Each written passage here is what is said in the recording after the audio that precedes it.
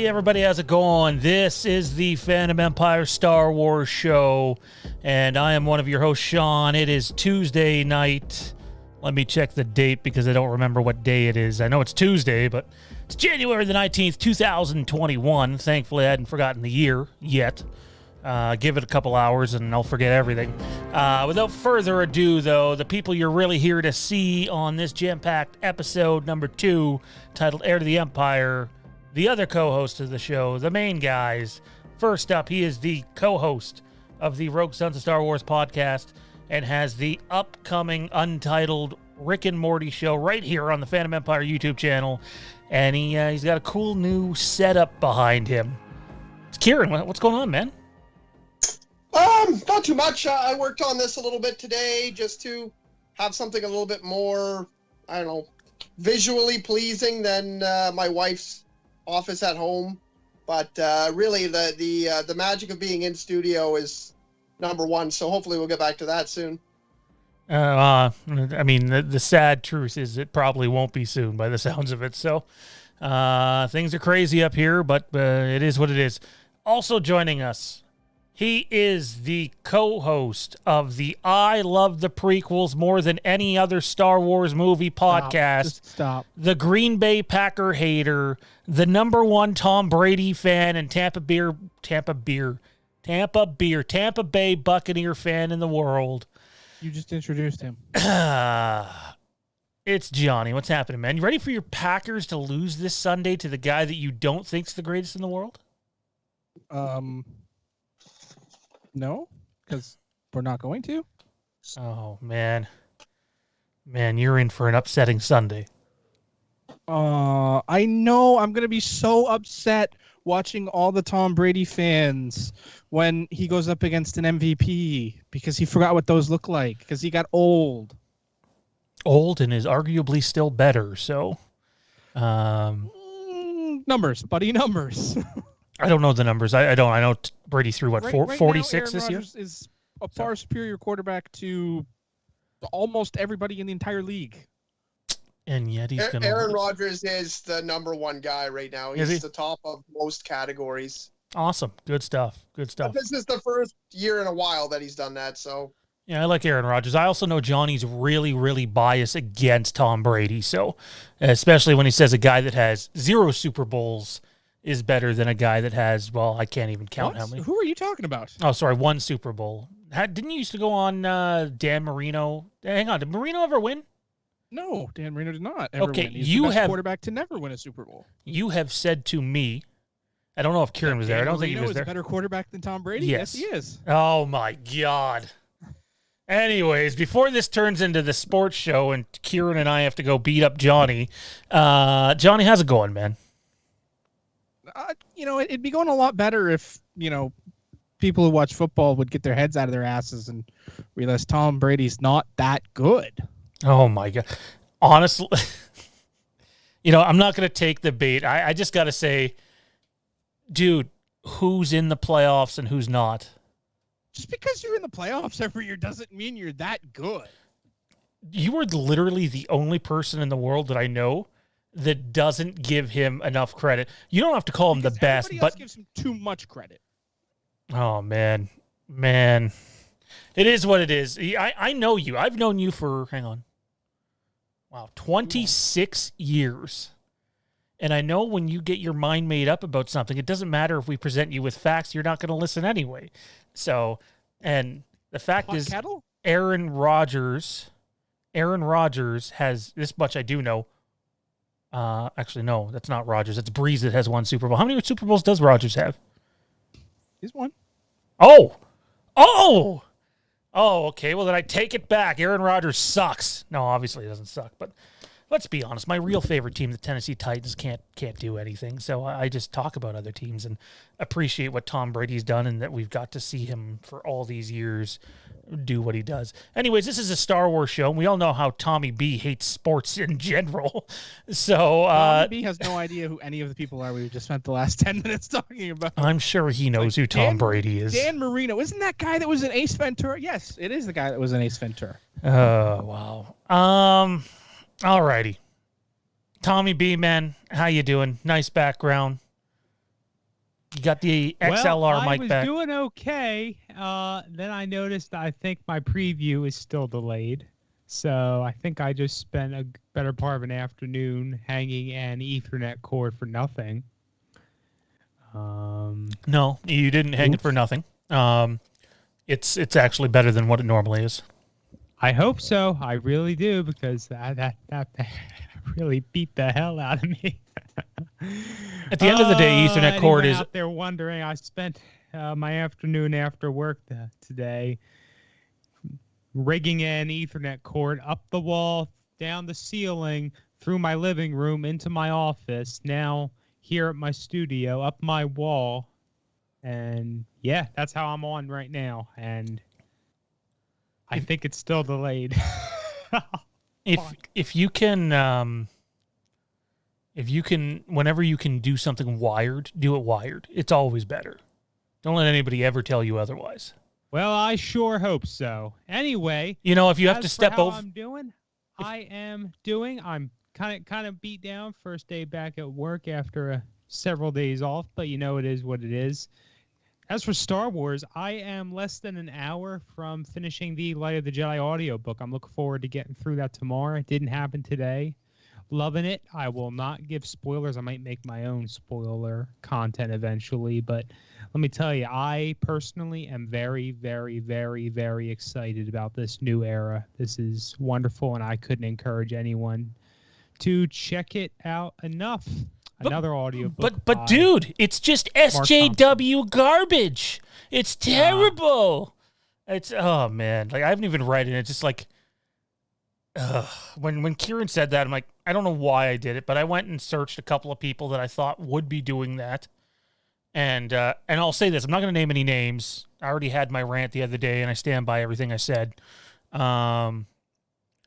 There's what's supposed to be a positive Star Wars podcast that honestly is just ignorant as fuck.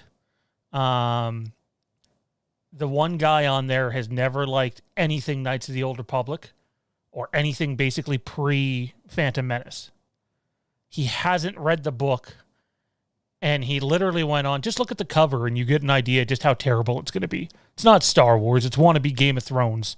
And I'm just like... What cover was he looking at? You haven't even read the book. There's an alternate... I'd like to know what cover he's looking at. There's an alternate cover that has everybody on horses. So okay, well, horses in Star Wars is kind of silly. Even the regular cover kind of gives you like they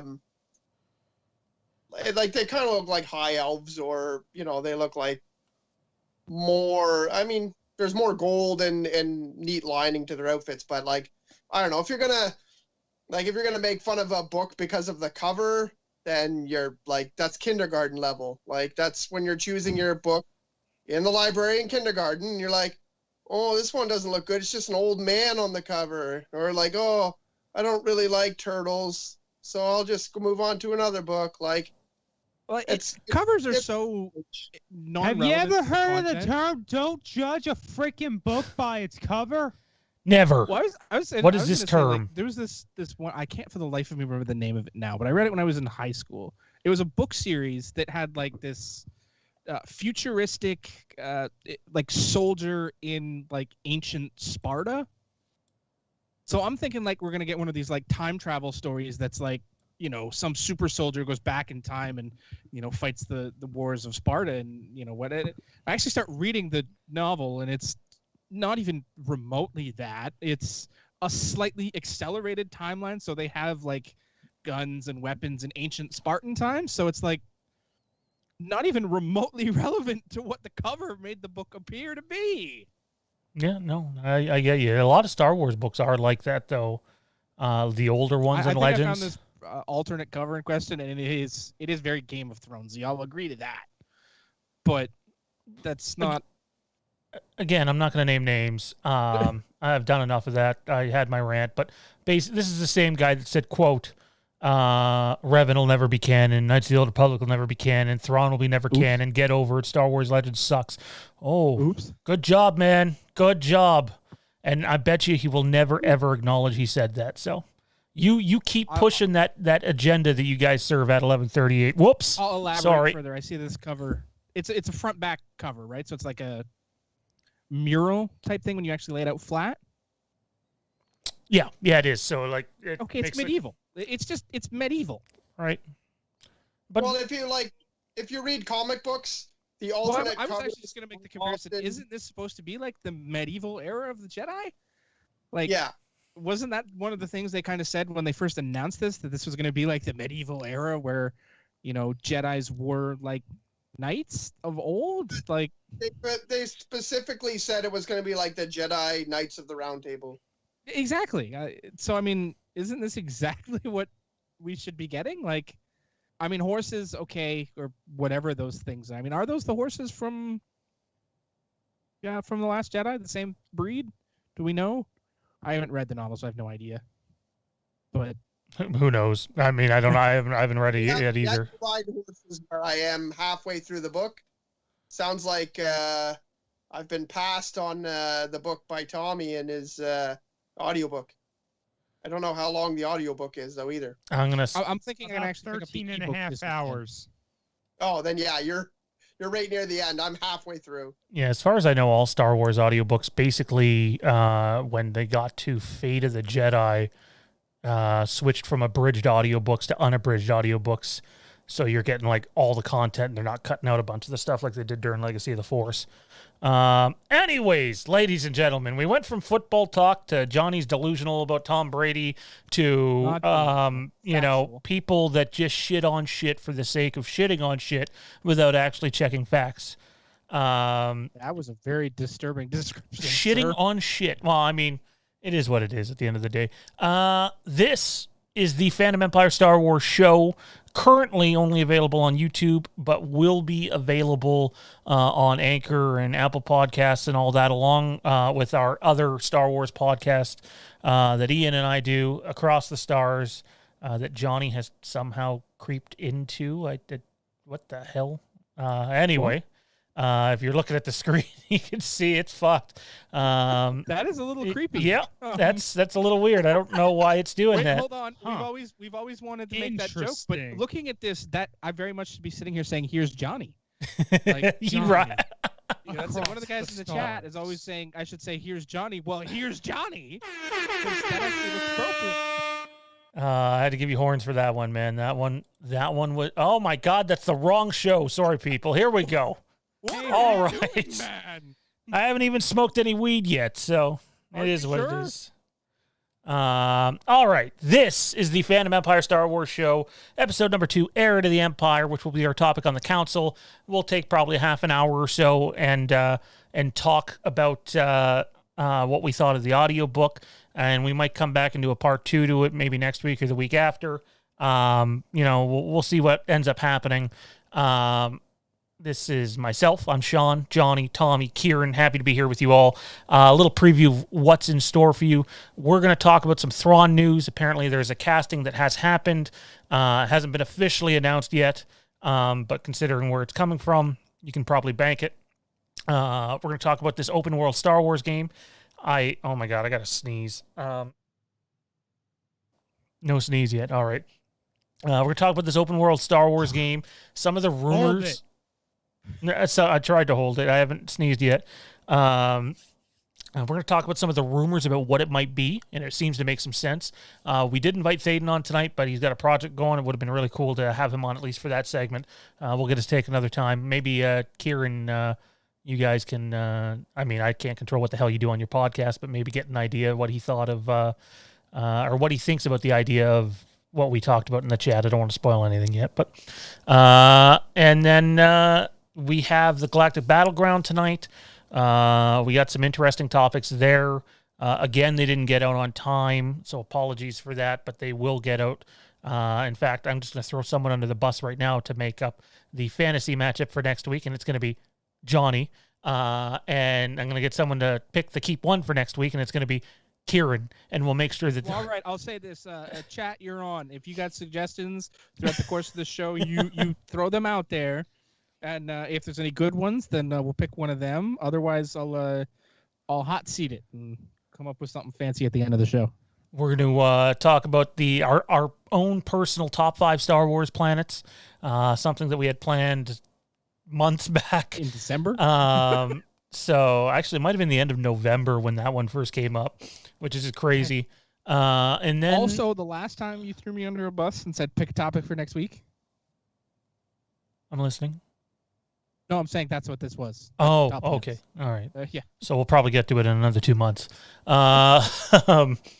And then we have Heir to the Empire we're going to spend some time with. Last week we talked about the Phantom Menace and the marketing that led up to the movie. This week we're going to talk about the 20th anniversary of Heir to the Empire, the audiobook done by Mark Thompson, obviously written by Timothy Zahn. And then last but not least, we have Johnny versus Kieran in the Star Wars Wastelands Trivia Showdown, a nod to our old show. And those guys are sporting a 0-1 record each, respectively. But the winner of that match, Everyone is sporting an 0-1 record except Thaden. well, hey, I'm 0-0. I'm 0-0 until I get into this thing. So, I came Yeah, but closest. until you get into the cage, your stats don't count, so it doesn't matter. I have no stats until then. That's my point. So I you think can't say, these "Oh, I'm are, 0-0." Well, that doesn't matter. Yeah, we need our questions. What percentage? Oh God! Well, then one of you can take care of that because I don't have time for I that. landed lots of punches in the last one. So we'll get to trivia at the end of this. The winner of that matchup is going to go up against Thaden in the next couple of weeks for the championship. But without further ado, ladies and gentlemen, it is We're gonna time. read Super chats. Okay, I'm gonna say this. Oh, before you there know, is a couple I'm of super watching- chats. I'm watching the screen, and that Michael mask is creeping me out tonight. This one here. Yes. You just had to go to Halloween, huh? You couldn't resist but talk about Halloween and his. Well, I just I pulled up the YouTube screen because, I saw some green over there from some super chats, and I'm looking at it and I'm like, dude, that Michael is staring me down in an awkward fashion. Halloween kills people, but just remember, we don't have any inside sources or anything of that sort, even though we had this mask before there was ever any image and or video of Michael Myers from Halloween Kills. Remember that. Anyway. Halloween doesn't actually kill people. It's Halloween kills people. The way you said that was like Halloween kills people. Like the holiday doesn't actually kill people. Scoop, Halloween Kills, there's absolutely no killing, and Michael Myers escorts a little child around, and we just watch the child trick-or-treat for 90 minutes. That's Halloween Kills. You heard it here. You heard it here on the Star Wars show. Anyways, 2 super chats in. Thank you, Kieran, for pointing them out. Matt Whitfield says... I pointed them out. Oh, I thought Kieran pointed them out. I did. Oh, okay. You said without further ado, and I said you're going to read the super chats. All righty. Matt Whitfield says, Johnny ain't crazy. I got your back. Go Pack. Oh, Matt, what's going to happen when they lose on Sunday is I'm going to blow up both of your Facebooks. Or maybe Tom Brady will just do one of those cool videos where he's just like... I mean, that depends. Is Tom bringing the refs from New England? Well, I mean, he tried to high-five the one, right? He tried to high-five the one. I know the female ref is going to be there. Has she got the NFC Championship game? Super Bowl. Super Bowl. Yeah. Super Bowl. Mr. Intel Wild says, no sneezing on camera. I can't promise that, buddy. And don't forget, Sneezes man. are going to happen, bro. You just better hope we mute our mics in time. When your masks get into you, I don't care if I'm on air. Send me a picture. I want to see those bad boys. He posted earlier in the chat that they came in today. Oh, Jeez, man. No. I know they came in, but I don't think he's home yet. I'm pretty sure he's still working. I'm not going to get into it because it's not my place to say what happened, but let's just say disaster almost happened with them. And if Intel wants to say anything more, I'll leave that up to him. But yeah, disaster almost happened. Anyway, without further ado, it's time. It's time! We said this last week. Stop doing Bruce Buffer. You're horrible at it. It's time for the Republic Newsnet.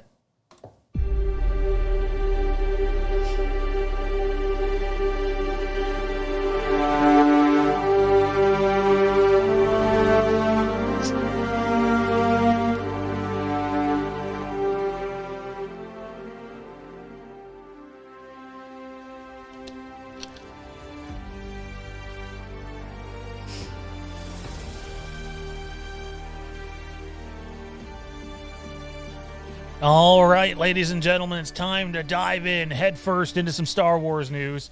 And first up, right out of the gate, we are going to address... I forgot. I need to look at my notes. I need to know what order they were in. All right. So we have multiple... Hey, bud, when you take care of a sick baby all day and get no breaks and then have to do all the housework too, and then come down here to deal with these two fine gentlemen and the delusional Tom Brady hater, you might forget some things once in a while too. Well, yeah, but I keep my notes in front of me so that when I do forget them, I don't look like an idiot trying to find my notes. Notes are right here, just the screen turned off. Alrighty, ladies and gentlemen. First up, multiple sources have indicated, now not Hollywood Reporter or Variety, but the Star Wars scoopers, if you will, who usually get their shit right. I'd say they're right 90% of the time, if not more, have reported that... Interesting. If anybody's having an issue with the comment section, just refresh your page and it should load up. YouTube does this once in a while. I just got a message saying a couple people were having issues with the comments. I've actually gotten 2 messages. So refresh your page. It should load up, or there should be something you click on that'll display the comments depending on how you're watching. If you're on PC, it should be really easy. If you're on a mobile device and or a TV, you might actually have to turn the comments on physically. Anyway, apparently Lars Mikkelsen, who you might know from House of Cards, or you might know him as the voice of Grand Admiral Thrawn himself in Star Wars Rebels, has been cast as, Grand Admiral Thrawn. Wait, it's not Robert Downey Jr.? Wait, you can cast voice actors as their actual character? That works? Damn, I thought we were going to be getting the Iron Thrawn. What happened? Wait. Johnny, you're not one of those people who thinks that Ashley Eckstein should have been Ahsoka, are you? Well, I was actually making the joke about Katie Sackhoff. I made the defense for Ashley Yeah. Eckstein for a while. I was saying more in the, wait, voice actors can portray their characters in live action? If they are an actor or actress, then yes. But if they're just a voice actor, then probably shouldn't. Depending on the character, but I mean, I agree with you. I just think when you look at Lars Mikkelsen's stature, like if you just Google an image of him, he looks like Thrawn. Like literally look at the cover of the most recent Thrawn books and then paint him blue with some blue-black hair and red eyes and oh shit, he looks like Thrawn. I'd argue that Mads looks more like Thrawn. See, I don't think that at all. I mean, everybody's entitled to their own opinion, but like the I just think Mads has a longer face. Really? I mean, you sure you're not cheeks. getting the two confused? He's got that. I'm agreeing with you to a point. Like he's got those cheeks, those highly defined cheekbones that are notoriously Thrawn, even going back to like 92. Very similar hairline too. So. Well, I mean, that doesn't really matter in Hollywood, just though. Because you can make got a bald 5 guy. head doesn't qualify you to play Thrawn. I mean, my brother's got a 6 head. That doesn't mean he can play Thrawn. We'll go around the table and talk about what they think. Again, nothing has been officially announced, so this still might not end up being true, but I would put it at the 90% area. It makes all the sense in the world to me. That's the guy you chose for the voice actor.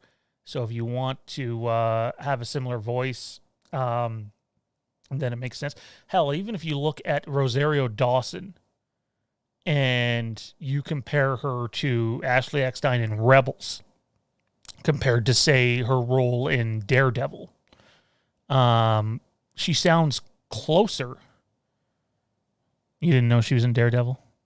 No, just that my brain kind of wrapped around that in a weird the TV way show. The that you TV said show. it. So we're clear. No, I understand. I follow you now that I've actually processed it. She, it was very clear she had a goal to mimic what was done in Rebels as closely as she could. From the way she carried herself to her voice. I'd never seen Lars Mikkelsen act, so I just assumed he was a voice actor. Obviously, Mads is the more popular of the two brothers, but he's already had his Star Wars role. His wasted Star Wars role? I agreed. but when you when I was watching House of Cards, like I literally spent, he might have been on screen for like 5 minutes, 5 or 10 minutes, the first episode he was in. I was just like, holy fuck, that's Thrawn. Listen to the voice. And that's got to be the guy that does Thrawn. But he also sort of looks like Thrawn too. And the only thing I was hesitant about this casting, if it does happen, was his age. Like, how closely were they going to follow the Thanos formula? Are we not going to see Thrawn like up front and center for another 5 years, and we just get, end scenes of him at the end of seasons of, Mando or Rangers or Ahsoka? I was worried. I'm like, okay, well, if he's not going to become a primary player for another half a decade, which we're not saying is the case, then maybe they would consider someone a little younger just to, for preventative measures. But if this is true, I like it. Kieran, how about you? How old is Lars Mikkelsen? Oh, he's got to be at least 56. In his 50, 56? Yeah. 56. So. Oh, you're worried about a 56-year-old? In these times, yeah, for sure. I wouldn't say that's a problem. I don't have a lot of experience with Lars Mikkelsen's acting. I think I watched the first season of House of Cards a long time ago. I really liked it. The Witcher? I abandoned it. Sorry? Oh, he was in The Witcher. Witcher? No, I haven't seen The Witcher. What? I'm honestly surprised by that. I figured you'd be all over that show. I would also say because I have a large backload of shows I need to watch, and I think that's not uncommon these days. But also, I only watch things based on the mood that I'm in. So, like, if I'm in a shitty mood, I watch Rick and Morty, or I watch depressing movies, or I watch The Big Lebowski. When I could be investing it's a very time. odd gamut there. I watch Rick and Morty or depressing movies, or The Big Lebowski. Like that was a roller coaster description there. Well, Rick and Morty can be very nihilistic and depressing in a way too. So that unless you're watching the Pickle Rick episode, that's and awful. The Big Lebowski, even though it's mostly funny, it's all about like it's one of those movies where life is meaningless. So it's a should I be laughing at this funny? Yeah, but anyways, so I spend a lot of time. I should be watching something new on something I've seen 100 times. So I feel that I'm one of those new TV shows. Looks awesome. I'm gonna watch Office for the 16th time.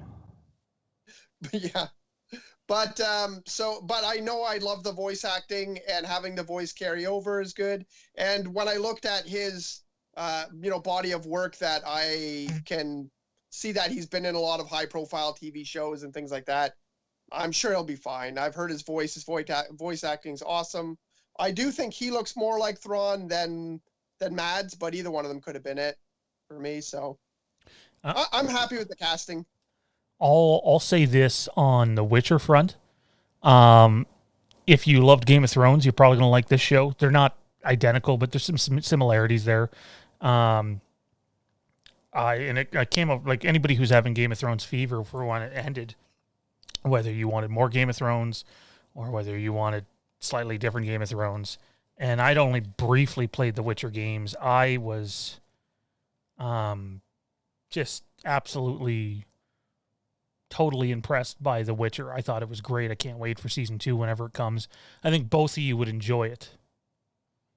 Oh, I've seen it. Oh, I mean Tommy and Kieran. I knew you seen it. We talked about it. Yeah. Okay. Yeah. Yeah. I mean, and it's another thing. Like if you've ever heard me talk about something that's an adaptation of something else, I'm a stickler for authenticity. This show's got it in spades. And if you like catchy tunes and you watch it, I guarantee you'll be singing "Toss a Coin to Your Witcher" forever. I randomly bust out singing that song for no reason at all. Don't get me wrong, there's parts of The Witcher that are really confusing, and Johnny, you know the one I'm talking about, obviously, the big one. There are a lot of parts there's really confusing. There's the big one of figuring out where and what thing. Yeah, you know where I'm going with that. So I mean, I guess it becomes clear though. If you don't know the backstory, it's very confusing. And- For me, it wasn't. And but that's most because I knew don't, the though. backstory. You know, most viewers don't know the backstory. Yeah, no, so. I agree with you. If you don't know the lore and the history and the stories, then you're right. It can get very, Anyway, check it out when you get a chance. The Witcher's awesome. Yeah, that's it. Is this a Star Wars podcast? Right, I it's thought turned this was a into Star Wars podcast. from football I to was The just Witcher. gonna start playing with my toys since you guys were kind of going on. Tommy, Lars Mikkelsen doesn't make sense to you if it happens, or do you have someone else? Maybe you want Danny DeVito as Thrawn. Wow, that Okay, I'd be all for that. Just no, I wouldn't. And actually, that's absolutely terrible. You should feel. Oh, bad I'd be about done. yourself. That would be it for me. For if they You casted. should feel bad about yourself just for making the joke. Look, I don't know if I was really familiar with Lars Mikkelsen prior to us having our initial conversation about a live-action casting of Thrawn several months ago.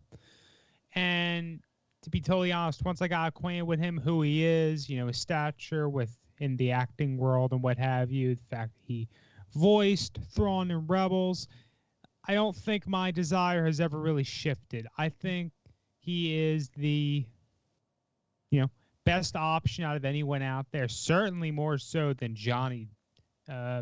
Freaking. Wow, it's gone. You hang on, Tom. You're gonna hate me for doing this, but I'm gonna interrupt just because I know there's a bunch of Canadians watching right now. I know not everybody's Canadian, but we have a few Canadians watching right now, and it's not official yet. I'm gonna wait till some bigger sources come out, but apparently George Springer has agreed to a deal with the Blue Jays, which is a huge signing, and apparently it might be a tandem with Michael Brantley.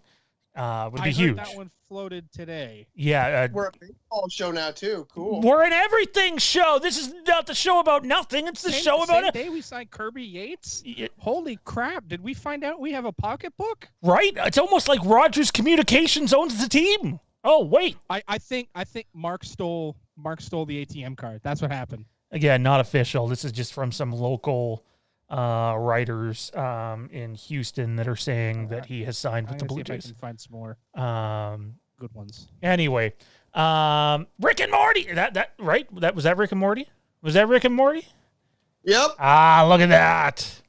That did not sound very Rick and Morty. So reminder, ladies and gentlemen, Kieran's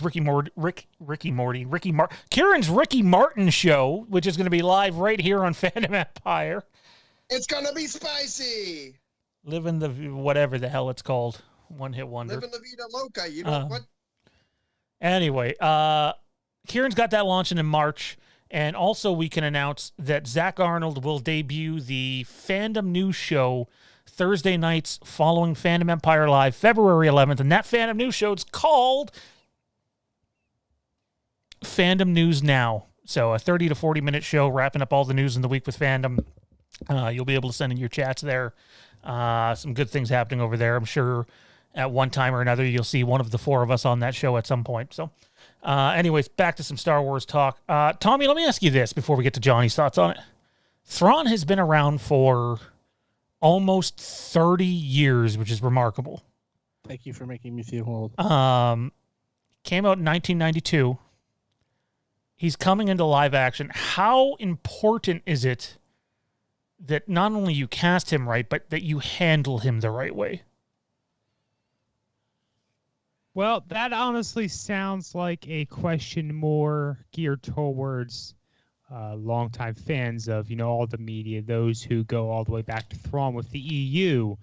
Honestly, I don't think the average, quote-unquote average, what's average, fan is going to have a freaking clue who Grand Admiral Thrawn is. I mean, that's why Rebels had a surge of people revisiting it recently, because who is Grand Admiral Thrawn? Oh, we had to go and figure it out through Rebels, at least who he is as canon stands currently.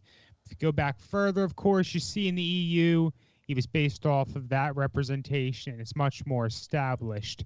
Now, for a fan who goes back, not when they were out, because those novels are older than me, but to growing up reading those books and, just admiring Thrawn as a character, I would say that, as far as a non-Force user in Star Wars goes, Thrawn is one of those ideal ones you really want to see just spot on.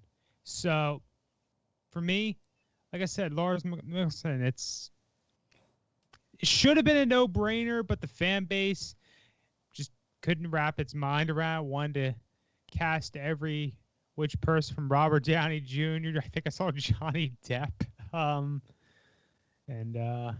Everyone and their uncle, but I think we're sticking with Lars. That's me, and I really hope that this casting gets officially announced in the near future.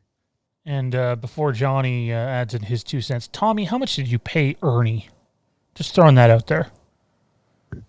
I'm sorry? How much money did you pay Ernie to make that comment? None. Tommy B, the pure goat. I'm assuming he's talking about Tom Brady and he heard the conversation earlier, or you have yourself a super fan other than Intel Wild that thinks you're the greatest of all time. I think that's an Intel Wild burner account. Intel Wild burner account? Intel Wild burner account. That's pretty good. Oh, of course, that's pretty good. Intel what? Like Intel needs a burner account around these parts. Ernie says he's just that good. If he would have Intel Wild with a burner account. If he would have said Tom that, Brady ain't that good. I was gonna say if he would have said he's just that damn good, I would have been like, Paul Levesque, don't you have something better to be doing? Speaking of Paul Levesque, Triple H for those that don't know. Make a piss pants Paul joke. That's a cool figure. I dig that one. What now? Oh, the figure Kieran just showed. Oh, I must have missed Hunter's appearance. Yeah. I like it. I dig it. Break it down. All right, Johnny. Mikkelsen is Thrawn, and how careful do they need to be while handling the character? Not really at all, I don't think. I mean, I'm all for Lars as the Grand Admiral. Because I'm saying a lot tonight. I don't know why. And there I go again. But no, I mean, I'm all for this casting. Like I said, I think the Mikkelsen boys, they very much have a lot of Thrawn in them. I mean, like Lars, to me, he's got those cheekbones that are very well defined, which has always been, very strong characteristic of the Chiss people. They've always had a very strong chiseled jaw. So what you're saying is I could play Burger King Thrawn? What? I mean, I got the big native cheekbones going on. I could play Burger King Thrawn. The Thrawn that landed on planet Burger King. And chiseled jaw. You can't see my jaw. I haven't seen my jaw in a long time. If you and I were playing aliens in Star Wars, we'd be Hutts. Okay? We're not that big, but I can see us being Gamorreans. You're right. We'd be more... Guys, you can be Gamorreans. I'll be a Gamorrean. I was going to say, we'd be Gamorreans, yeah. There's some cool-ass Gamorreans out there. There are some. I got some. And we could be Poe's buddy from Heroes. Fuck, what was his name? The guy from Aftermath. I don't know.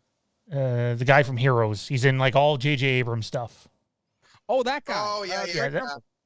Greg. Yeah, we could be him. Snap Wexley. I would like to be Greg Grunberg. That guy's in everything. Yeah.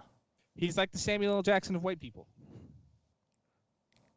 Get these motherfucking snakes awful. off this motherfucking plane.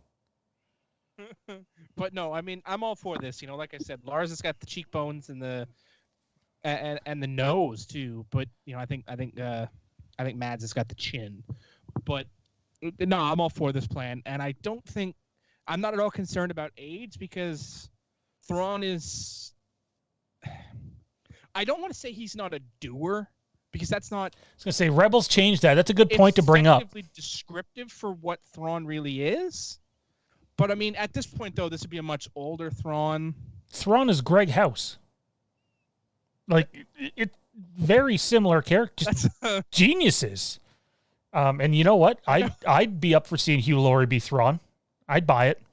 I can't.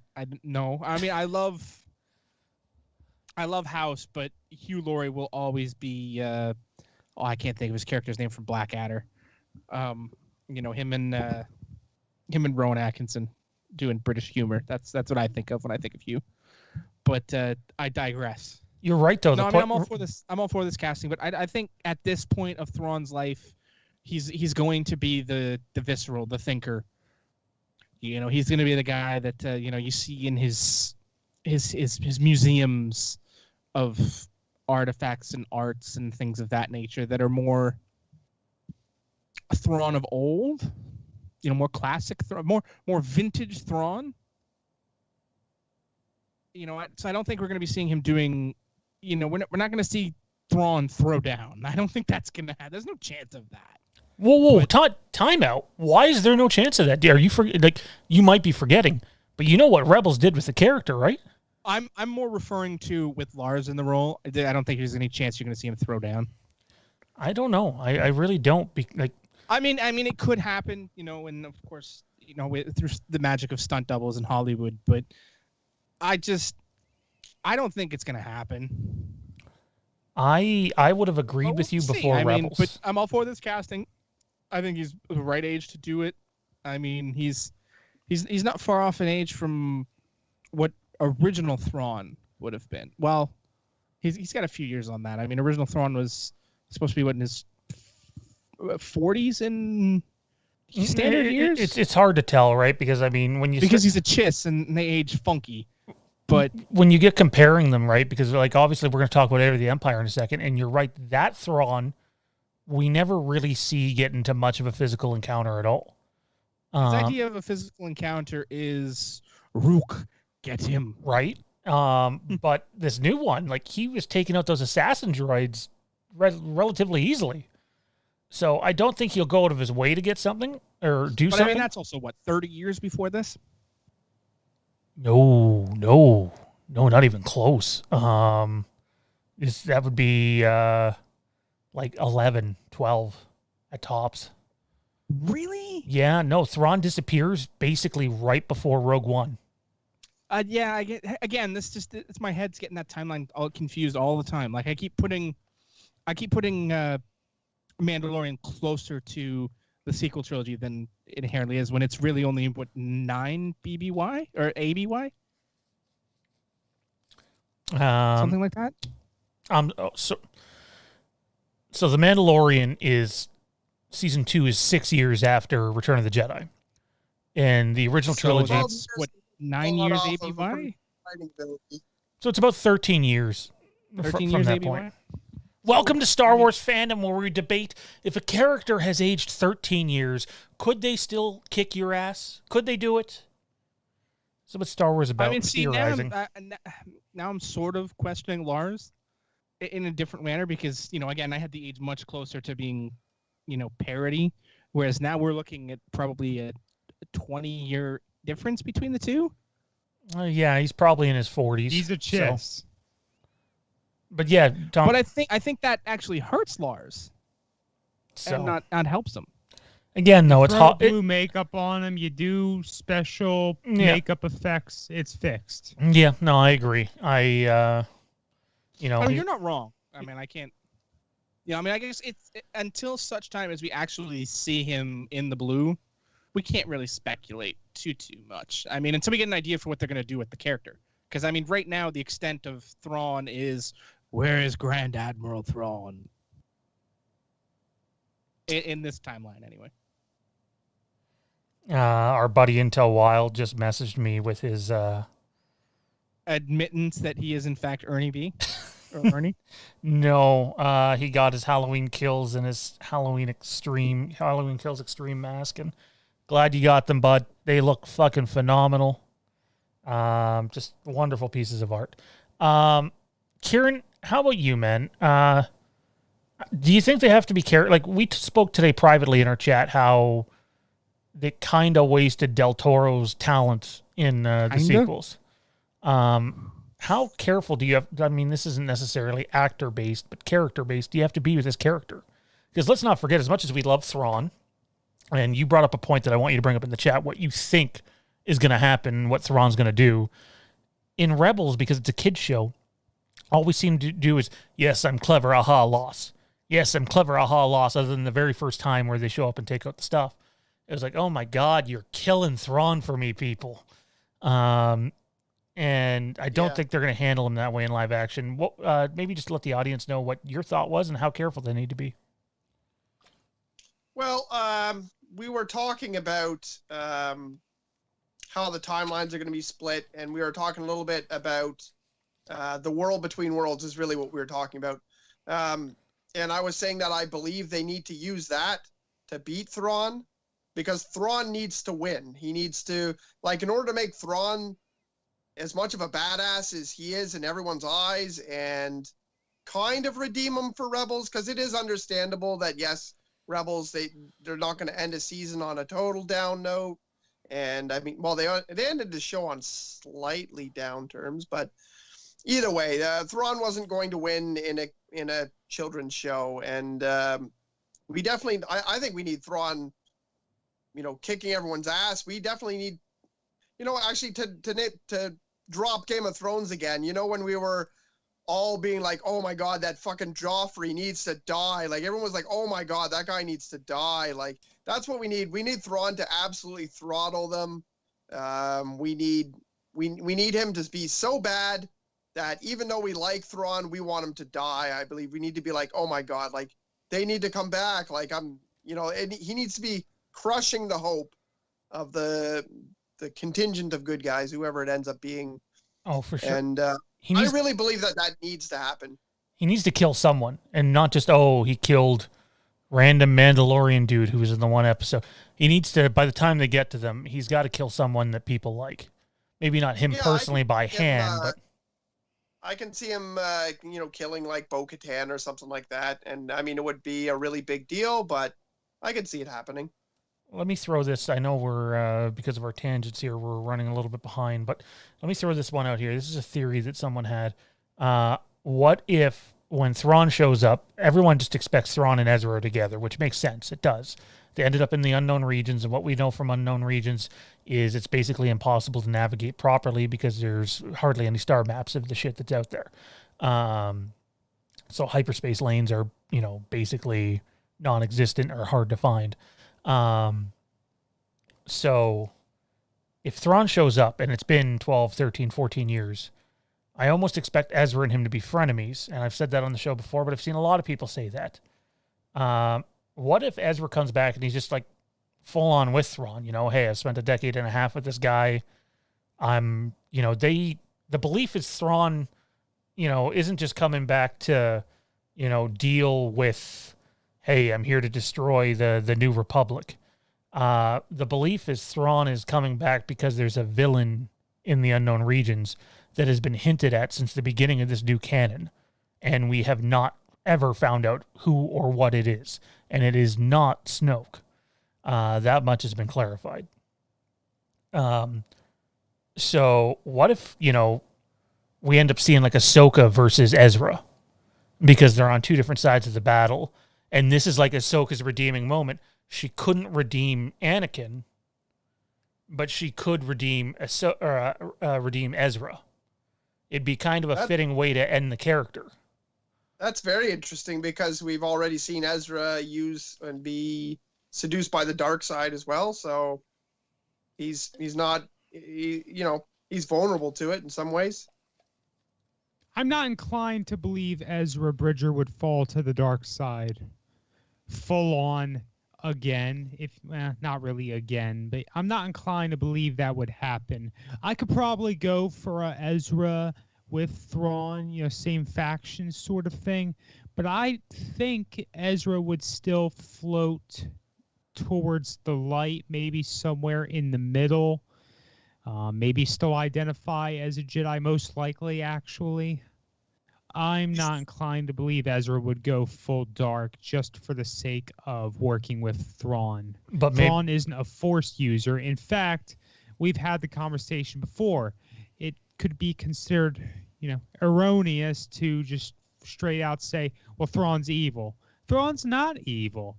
Thrawn is a military mastermind. Yeah. You can start the hashtag not my Ezra when he comes back. I mean, I think, you say that, well, Thrawn's not a Force user. I don't think that actually hurts him here, because I think Thrawn is smart enough to turn Ezra to his side without that.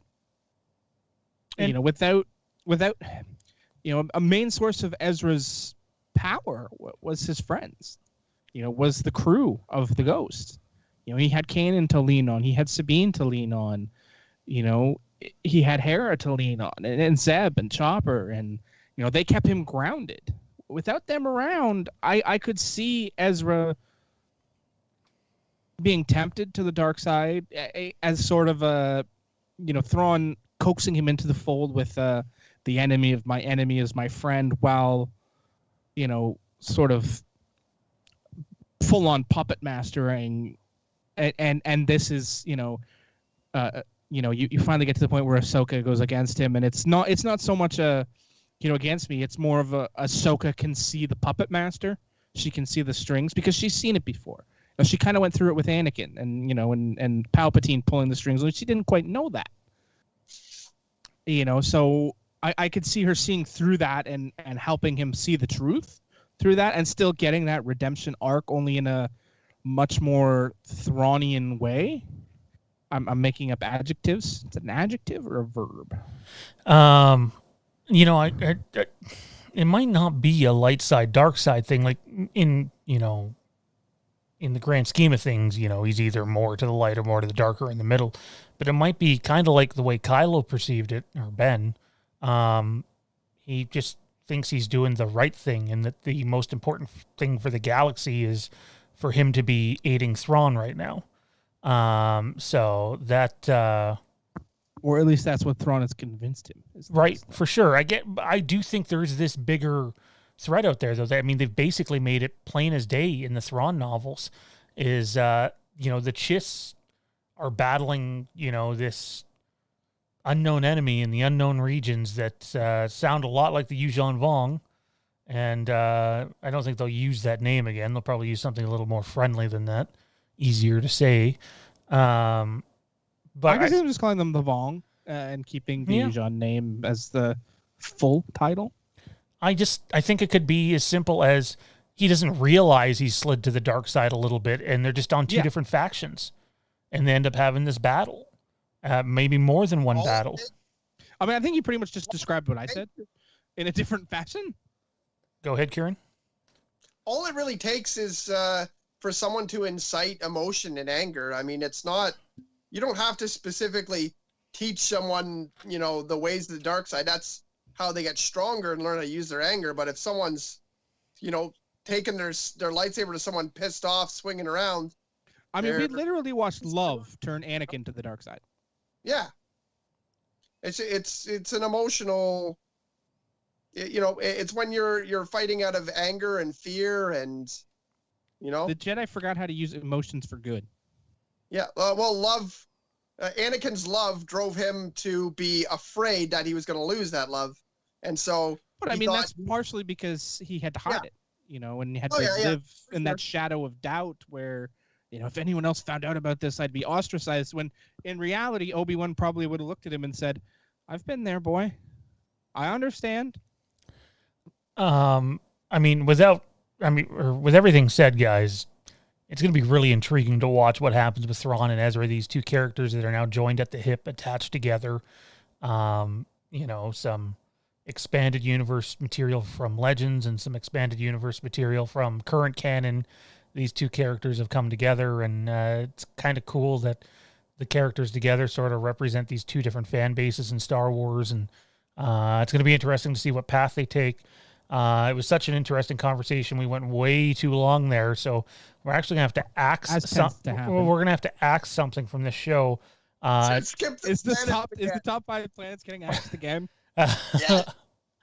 The top 5 is going to get axed again. This is officially now going to be a running joke from now on. Will they actually get to the top 5 planets? I'm gonna do this on my Rick and Morty show too. 5 planets. Never get to it. And we also have to be kind of short with the games here because we are kind of already far behind. We haven't even gotten to the council yet, which is going to take some time. So let's briefly touch on this open world game for 10 minutes, and we'll give it some more time next week. Maybe this week we'll talk about the rumor, and next week what we would all do with it if we were in charge. So there's a rumor out there that this Star Wars open world game by Ubisoft, aka The Division and other titles,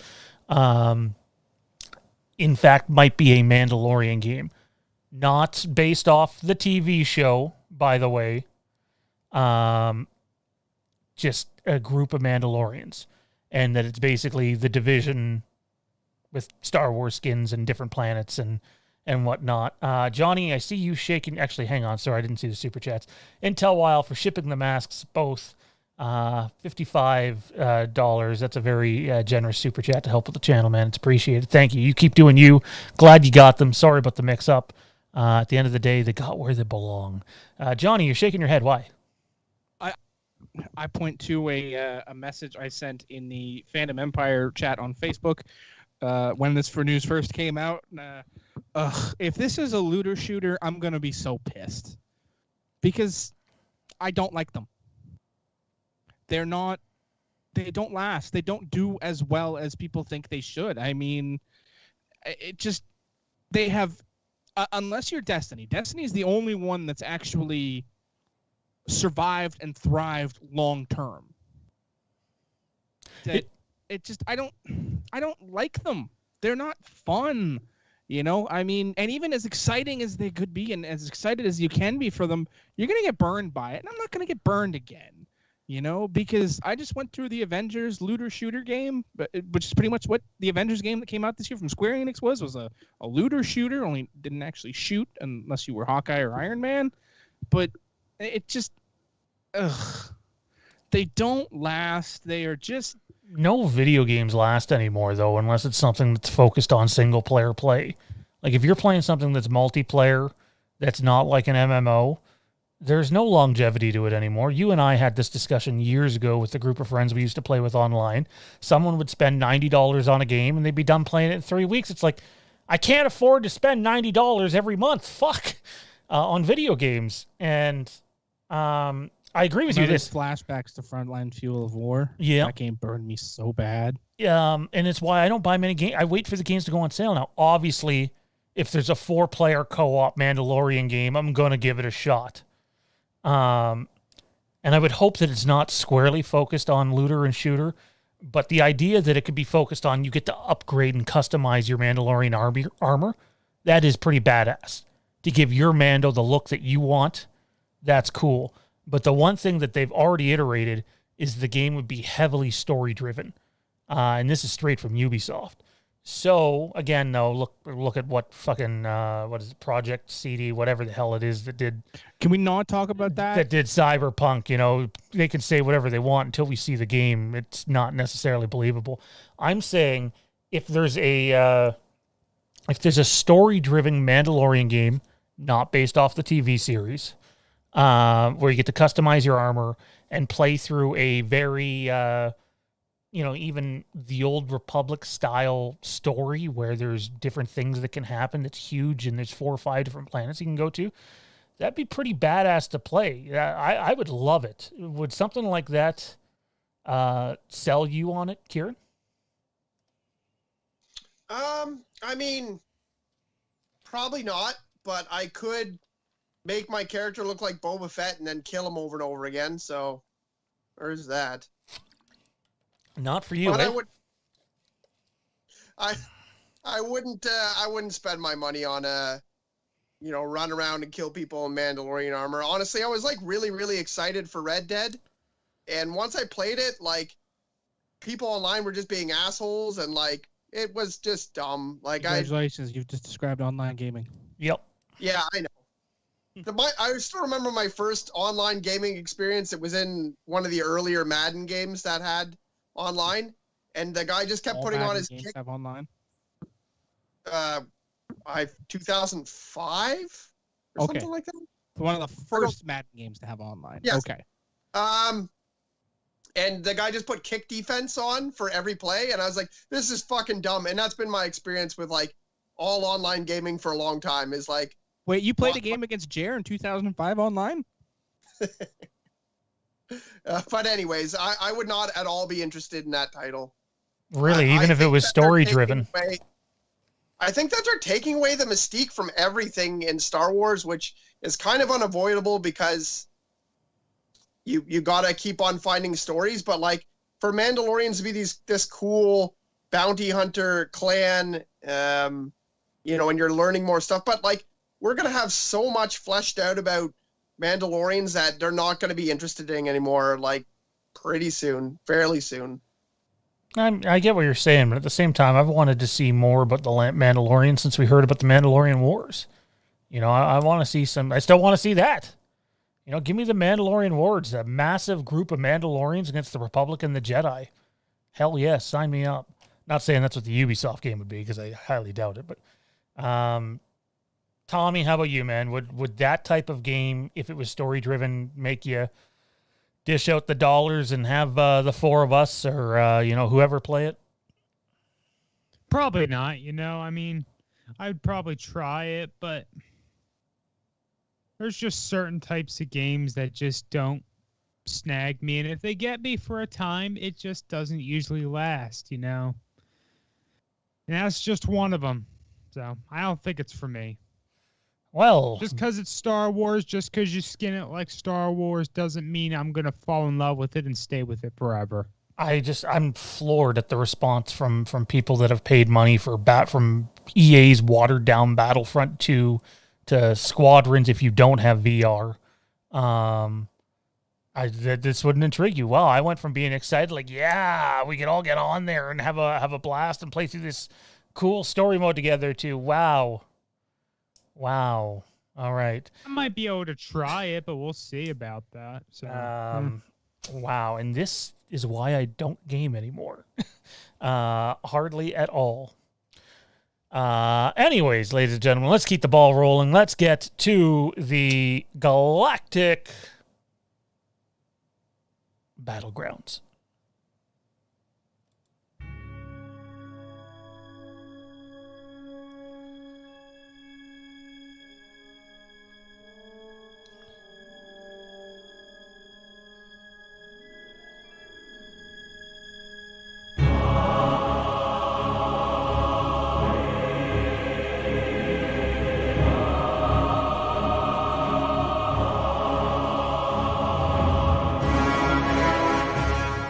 All right, time for the Galactic Battlegrounds. Kieran is gone. Don't blink. Kieran is back. Don't blink because this segment is going to go really fucking quick. We didn't have much time to get much fan say on this one. We're going to keep it up on the page, and you can have your say on the Fandom Empire Den Facebook group, the Ray Facebook page, the Future of Star Wars, and or the Fandom Empire Facebook page themselves. You can go on there and comment and let us know which one you pick. We're just going to go around the table here, guys, and give our thoughts. Let's start off with Kanan versus Cal. I'm going to keep mine short. As much as I'd want Kanan to win because I like the character better, I think where Cal ends up at the end, I think Cal probably takes it, but it'd be a pretty close fight, and I really do enjoy both characters. Kieran, how about you?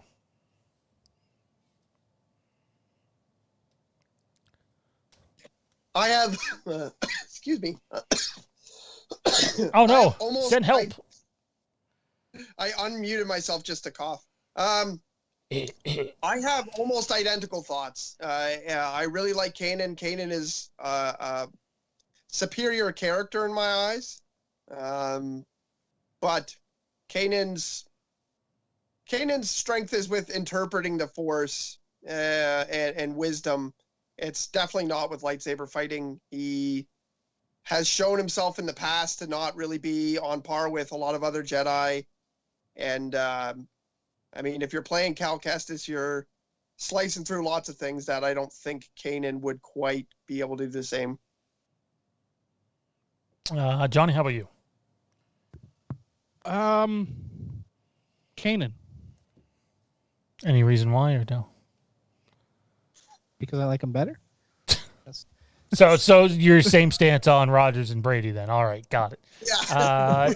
Tommy B. No, I have facts backing up the other argument. This one's just pure. You have I no like him facts better, backing up the other argument. Maybe the Rodgers Brady one currently, but yeah. Tommy B. So when I made the suggestion for Kanan versus Cal, I did it because they both came out of a similar background. They were both, alienated Padawans who survived Order 66. We could say they had a perhaps similar skill set with the Force and what have you. Thing is, Kanan retreated and disowned the Force for a very long time. Cal made himself numb to it, but he gradually gained it back. Never really let go of it. Same could be said about Kanan, but overall, I feel that there is merit in the idea that, hey, Kanan's great, fantastic character. Rebels did him real well. However, Cal just has better command of the Force. The story lends to Cal being a stronger Force user, even stronger with the command of a lightsaber. So I think I'm going to go with Cal Kestis. Alrighty, well, there you have it on that one. By the way, when we're talking about video games, Tommy and I talked about it this week. Have you guys ever heard of the Jedi Knight Jedi Academy PC mod Star Wars movie duels? I've heard of a great many mods for that game over the years. I don't know. Movie duels is like names. definitely the most popular one. So basically you can choose almost any character and play through. They're still doing the sequel trilogy. They got a little bit of the original trilogy done, and they got all the prequels done. So, like, you can do Order 66. You're Anakin leading the clone troopers into the Jedi Temple, just massacring Jedi left and right. It's actually pretty badass. You were upset when you found out there was no younglings, weren't you? Oh, no. First of all, there is younglings. Yeah, that happens. I was like, excuse me? And I'm like, so like Anakin goes in there and he ignites his lightsaber. I'm like, they're not really going to, like, it's going to fade to black. Nope. You see Anakin full on cutting the younglings in half, vertically, horizontally, Force tossing them around the room. I'm just like, that's some dark shit. And to think George Lucas wanted to have that in the movie and didn't understand why it wouldn't be rated R, or why it would be rated R, is what it is. George didn't like anyone telling him what he could and couldn't do. That's most rich people. Anyway, let's get to the pick one. Pick one is Knights of the Old Republic flavor of the week, specifically Knights of the Old Republic 2. And your options you get to pick one, and the other two just vanish. They no longer exist. Your options are Darth Traya, Darth Sion, whatever you want to call him, and Darth Nihilus. Going to start with Tommy B. Which one are you keeping, man? I'd keep Traya. Traya, why? In part, because the game was never finished. I feel like I've always said Nihilist, maybe because I feel like that character could have been built up much more, but it's like, oh, the game's finished and that's it. Oh, well, okay then. Really, there's no character development for him. Like, the most character development is he speaks that, like, ancient Sith language, and that's it. And he eats planets. Ooh, whoop-de-freaking-do. Yeah, there's more development for Sion, but if I had to pick the two, I'll pick Traya or Kreia. Kieran, how about you, man? Who are you keeping and why? It's fairly the same as Tommy. Traya has a really much more fleshed out character, even through a half-finished game, than either of the other two. Darth Sion seems like a badass, and I would love to see more about him, but the game is not about him. And I don't know how you call it Darth Nihilus, but Darth Nihilus. Thank you. Yeah. This is you just get used to it. This is just how Sean speaks sometimes. He'll say words so improper that sometimes you just look at him like, excuse me? Darth Nihilus, looked really cool, but then didn't have much of a character. So I'm going to choose Nihilus because Kieran's right. Because you just told me how to say his name.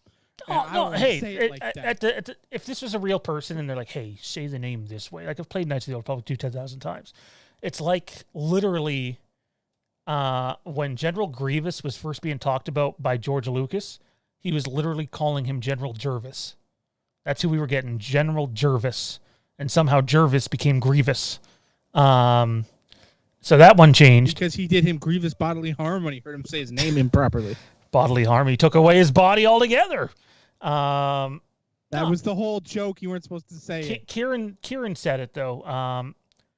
Like, one of the big marketing points for Knights of the Old Republic 2 was Darth Nihilus, Nihilus, who knows, was the look of the character. Everyone was just like, oh, could this be Revan with a different mask? Or, oh, who is this character? And it was disappointing how little the character was in the game. And the character comes up in a couple of cutscenes, and then obviously you have the battle with him aboard that really weird ship. And the character itself obviously has the connection to Visas Mar. But at the end of the day, I thought the character was a disappointment. That said, that's still the character I would keep because I would write him better. But that's not hard. That's not saying much. I mean, this is the character, basically. Amongst them, the typewriter could probably write that character. Frank Riker in the house. How's it going, Frank? Hopefully all's well, man. Hopefully all's well. Was that everybody? Did everybody get their take there? No, I didn't get to go. Oh, okay. So we're moving on. No, I'm kidding. Go ahead. I mean, I'm just going to echo what's already been said, and that's Darth Traya, because she actually had a story. So I have, a reason to pick her, because there was actually a story. Like, maybe Darth Nihilus had some really great story plan that they just never got around to doing. And, sure, Darth Sion looked disgusting in an awesome way. But, again, what can you tell us about them other than, the actual dealings with them? Like, what can you tell me about their history? Nothing. Their abilities define them, really. That's about it. And it's just, you know nothing about these characters. They feel like those... It feels like when you're, reading comic books and you get to that, or when you're playing a comic book game and you get to the mini bosses, and it's like these characters from the comics that are like, oh, that guy's so cool, and you see him for 30 seconds, and it's like, oh, is that all we're going to get of that character? But Treya's the boss. She's the big bad. She's the one they spend the entire game telling you the story about and getting you invested in that character. And I'll admit it, yes, the story was a little weak, especially compared to the first one, but I was invested in that, when it gets to the point where she betrays you and you realize that, she's the Dark Lord. It's like, oh, shit. That bitch. Excuse me. I actually think, other than obviously Knights of the Old Republic 2 has a twist too, but other than the twist, I actually think Knights of the Old Republic 2 tells a more compelling story, and LucasArts fucked it up by making them rush the ending of the game and cutting a year off their calendar. Sorry, Johnny, you were muted there, I think. I didn't think I was, but no, you're exactly right. They cut it, and it just it hurt the whole story because it was really built up really well. Yes, the first game had that big surprise. Oh shit, it was me all along. But once you get past that, the story is pretty average, I guess. It's all the other little things that make it above average and make it an amazing game, but as far as the story goes, it's average, but the gameplay and the way you play the story out and the way you can change the story in such ways make it better. That game is the epitome of, the sum of its parts is better than the parts. I can't even, my brain's not functioning effectively. I'm sure you guys know what the point I'm trying to make. Oh, I can't English tonight. Anyway, we get you. We get you. Well, ladies and gentlemen, that's going to do it for the Galactic Battleground for this week. Next week, we will do our top 5 planets finally.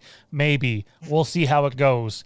I feel like this is going to be like me using my Twitter. I think I'm going to use my Twitter effectively before we get around to I can tell you that we're probably going to have to do part 2 to Heir to the Empire next week, too, because we really only have 15 minutes to give to that. So we'll split it into 2 parts if we have to, and that's fine. But yeah, let's get to it. Let's get to Kieran's favorite thing to drum to, the Council.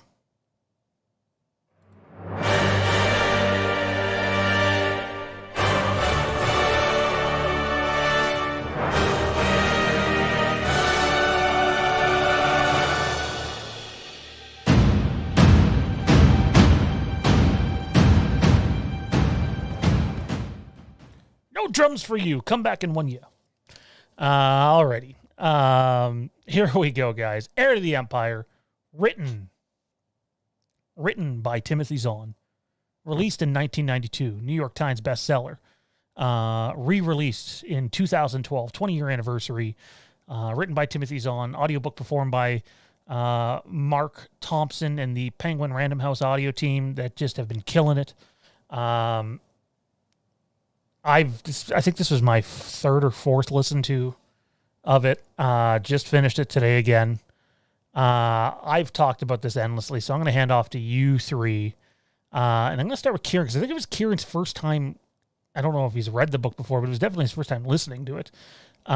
Kieran, what'd you take from the book? Who were your favorite characters? Just, think of it as a book report for the next 5 or 6 minutes. Let us know what you thought of everything and what you liked and what you didn't like and yada, yada, yada. I actually liked reading the book a lot more than I liked listening to it. There was some things from the audiobook that really took me out of the book. The book is fantastic. I've read the book twice, and I really enjoyed about the first 6 or 7 hours of the audiobook. I think they make really good, effective use of all the characters, and they all seem very authentic. I like the voices that he does for the. I even like the voices we were talking about. We were talking about the female characters, and it's very hard for a male to voice several different female characters. And even though he doesn't have a voice that sounds like a female, he does it pretty well. Like he does it better than a lot of other audiobooks I've listened to where, it sounds like really terrible when they try to do a female voice. So that was good. I love his Thrawn voice. It's very good. I think that it definitely feels like you're watching or that you're listening to a movie about halfway through. And then you get the Wookiee character and he just shits all over the book. It's impossible to listen to. It's really, really, really bad. I don't know how more unappealing the sound of a Wookiee speaking English could possibly be. Like, it's really hard to get through. I can't remember almost any of the parts or any of the things he says because I just totally zone out when that happens. So I won't go on about that anymore. I definitely could, but to your point though, I love that audiobook, but you are spot on. Like, I like his voice that he uses for oh my god, why am I forgetting? Rook and what are the creatures' names? What are their Rook, yeah, the Nogri. The Nogri. I like the voices he uses for them. I can't believe you forgot the name of the Nogri. I know, right? Good thing I'm not in trivia tonight. Oh, was that a hint? Whoops. The Nogri. I actually dig the voice he uses for that. I don't know. I know he had to do the voice because that's what's in the book. Yep. But my God, you're so spot on. He could have just, like, honestly, he could have just had a deep voice, or it could have, like, he didn't need to.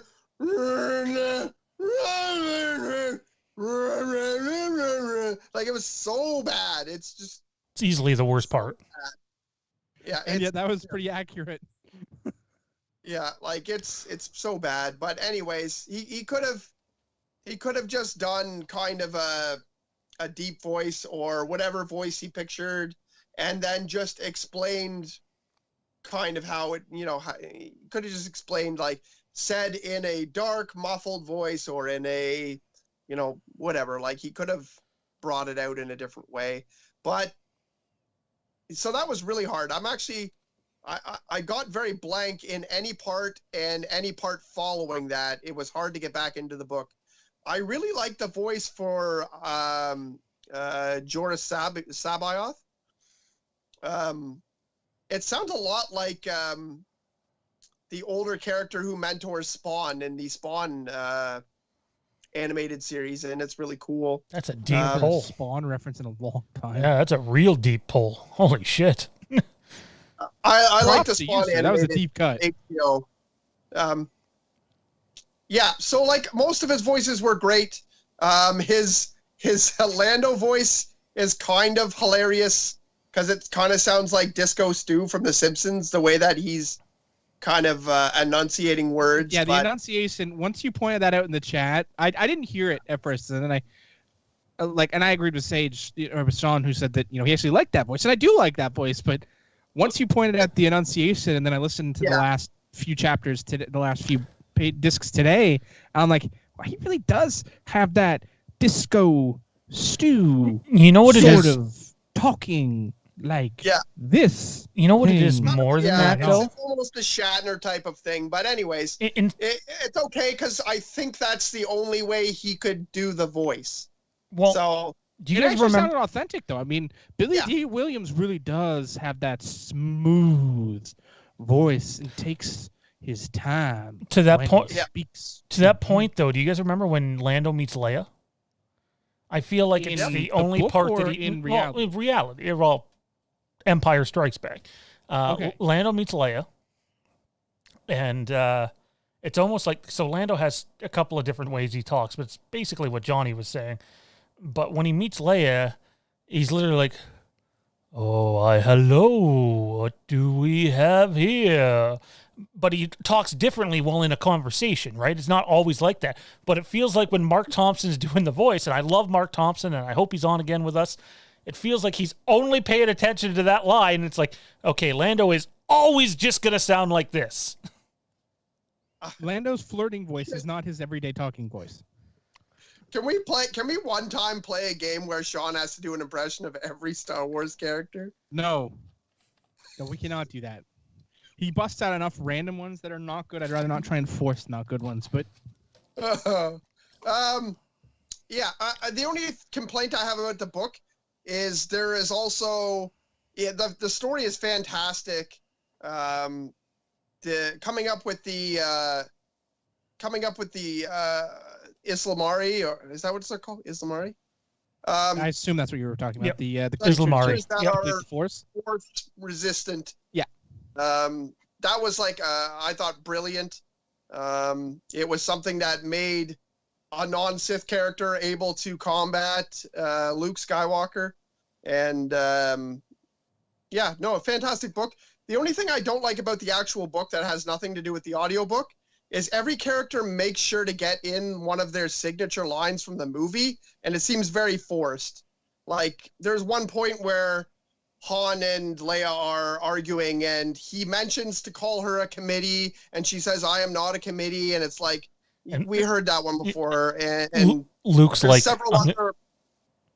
Sorry? Luke said, "I'm going to have to ask them one day where that's from," because Luke wasn't with them in Empire, right? And I was just like, you're right. I'm like, oh, that was very forced. It's very forced. It does it several times with Han lines. They all deliver their signature line again in this book, and it seems very forced. However, I love the book. I've read it a couple times, and I was very happy with this audiobook up until Rower came in. Right. Or and whatever his name is. Terrible. What would you give the book out of 10, Kieran?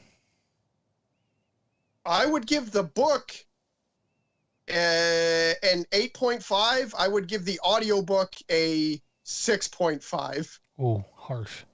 Alrighty, Tommy B, give us your book report, sir.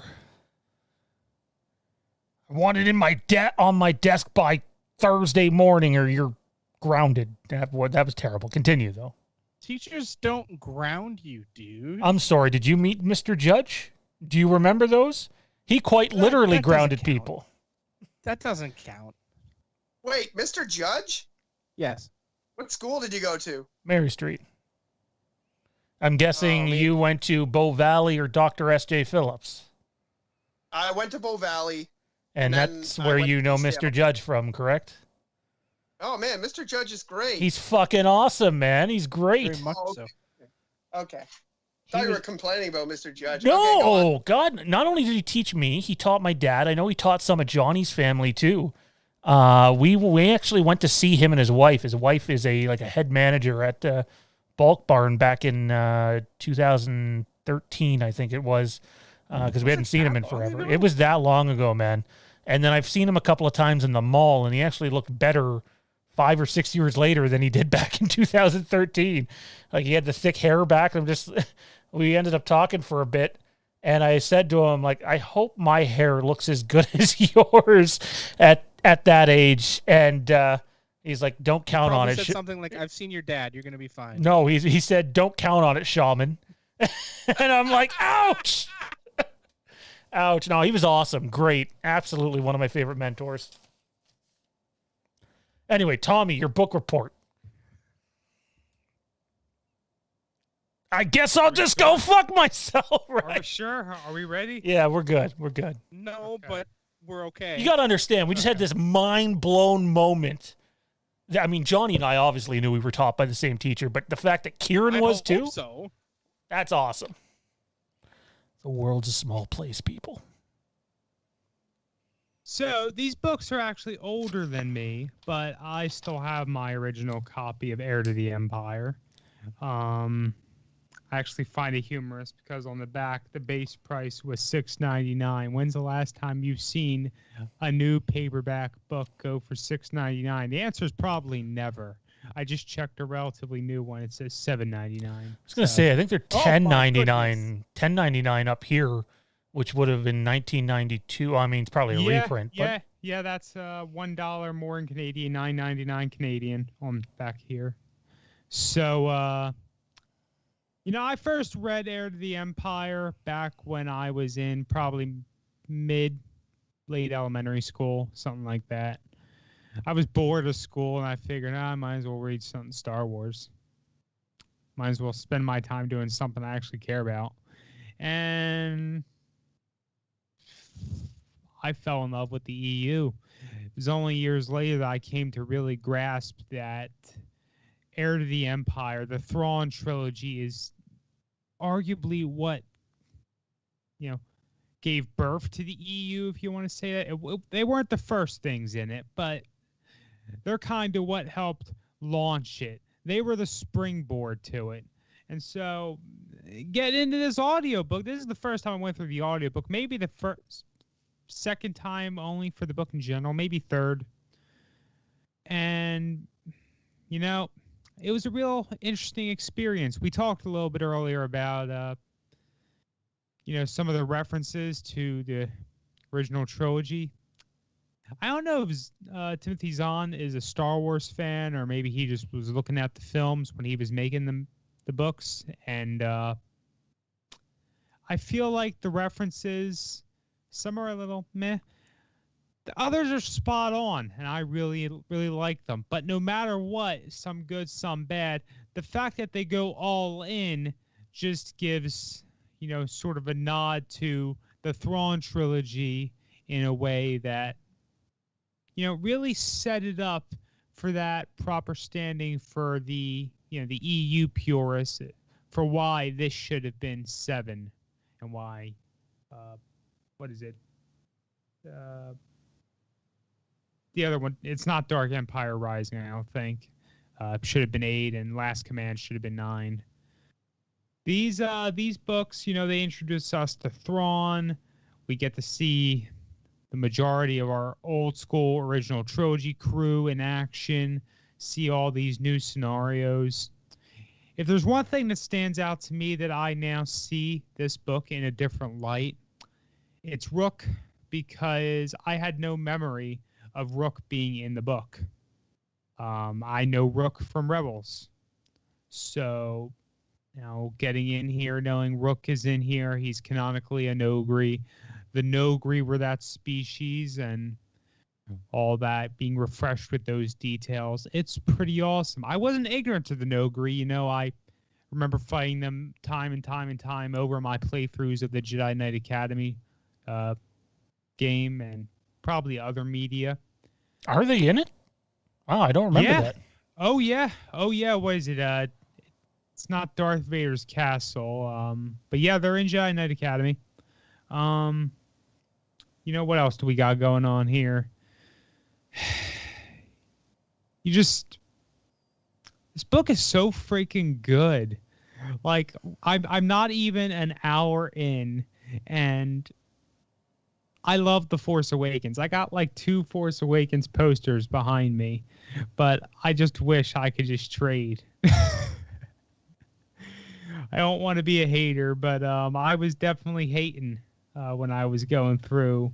And I'm thinking, this is so freaking good. I just love this freaking book. Seeing Thrawn in his, tactician style, getting to know Pelion, getting to, Jeruis Sabayoth. I never really jived all that well with the character, I'll be totally honest with you. He was kind of like meh. Not as bad as Luke, but that's besides the point, I guess. That comes in a later book. You know, we see Han, we see Leia in action, we see Luke. But then, of course, we get introduced to Mara Jade. Mara Jade, who would take on such a prominent role in the EU over the years.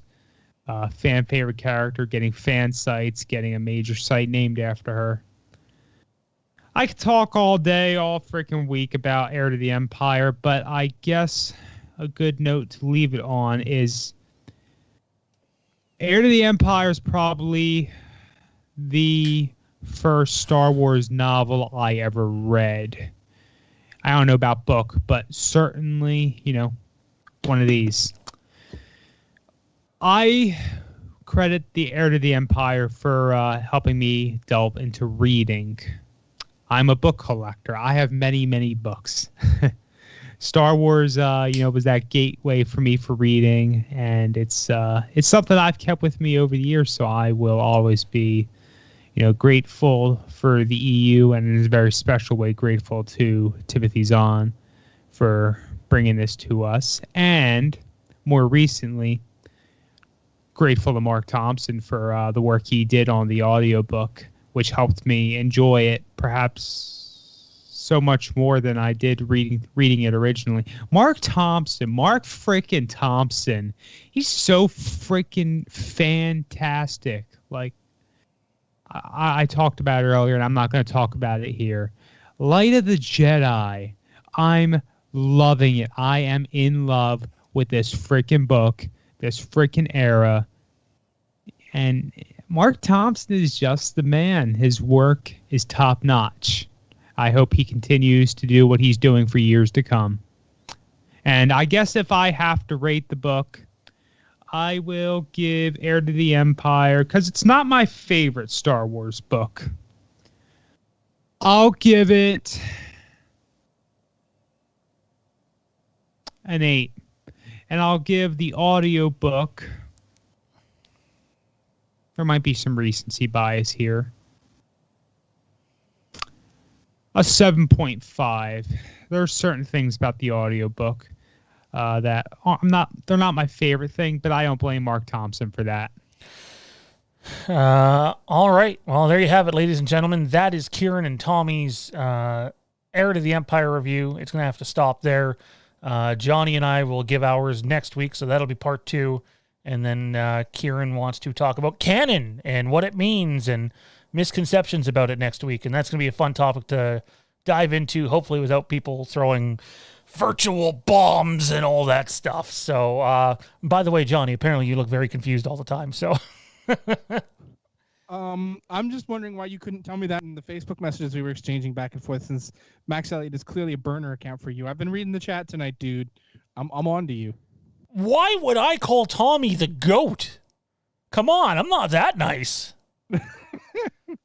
I believe it said that, he shares a name with the yeah, Tommy, you have the same name as the GOAT. Nope. Go back in the chat. It's literally Tom Brady and Tommy B are the GOATs. They're both the GOATs.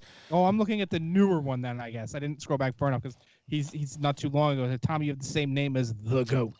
Max Elliott. And here's how I know it's in fact you, okay? Max Elliott said, Sean, I love your impersonations, okay? Seriously, come on. No, they won't. We all know it's you. Republic credits will do fine. No, they won't. Come on, it's Watto. I think I do that one. Your Watto is probably the only one you really do well. bad. Bad? No, that Watto's actually pretty good. Yeah, Watto's bad. Too. No, the Watto's good. All the characters he does, his Watto is pretty good. At least compared to his other ones, which are so... Here, I'll do one. Hang on. You guys gotta hit things, Watto. I'm Jake Skywalker, and I tried to murder my nephew, and it's... Oh, wait, no, that's supposed to be Luke Skywalker. All right, anyway, moving on. It's time for the Star Wars Wastelands Trivia Showdown, which means it's time for Johnny's favorite. Now, Johnny objects to this on principle. It's time for some Star Wars dubstep.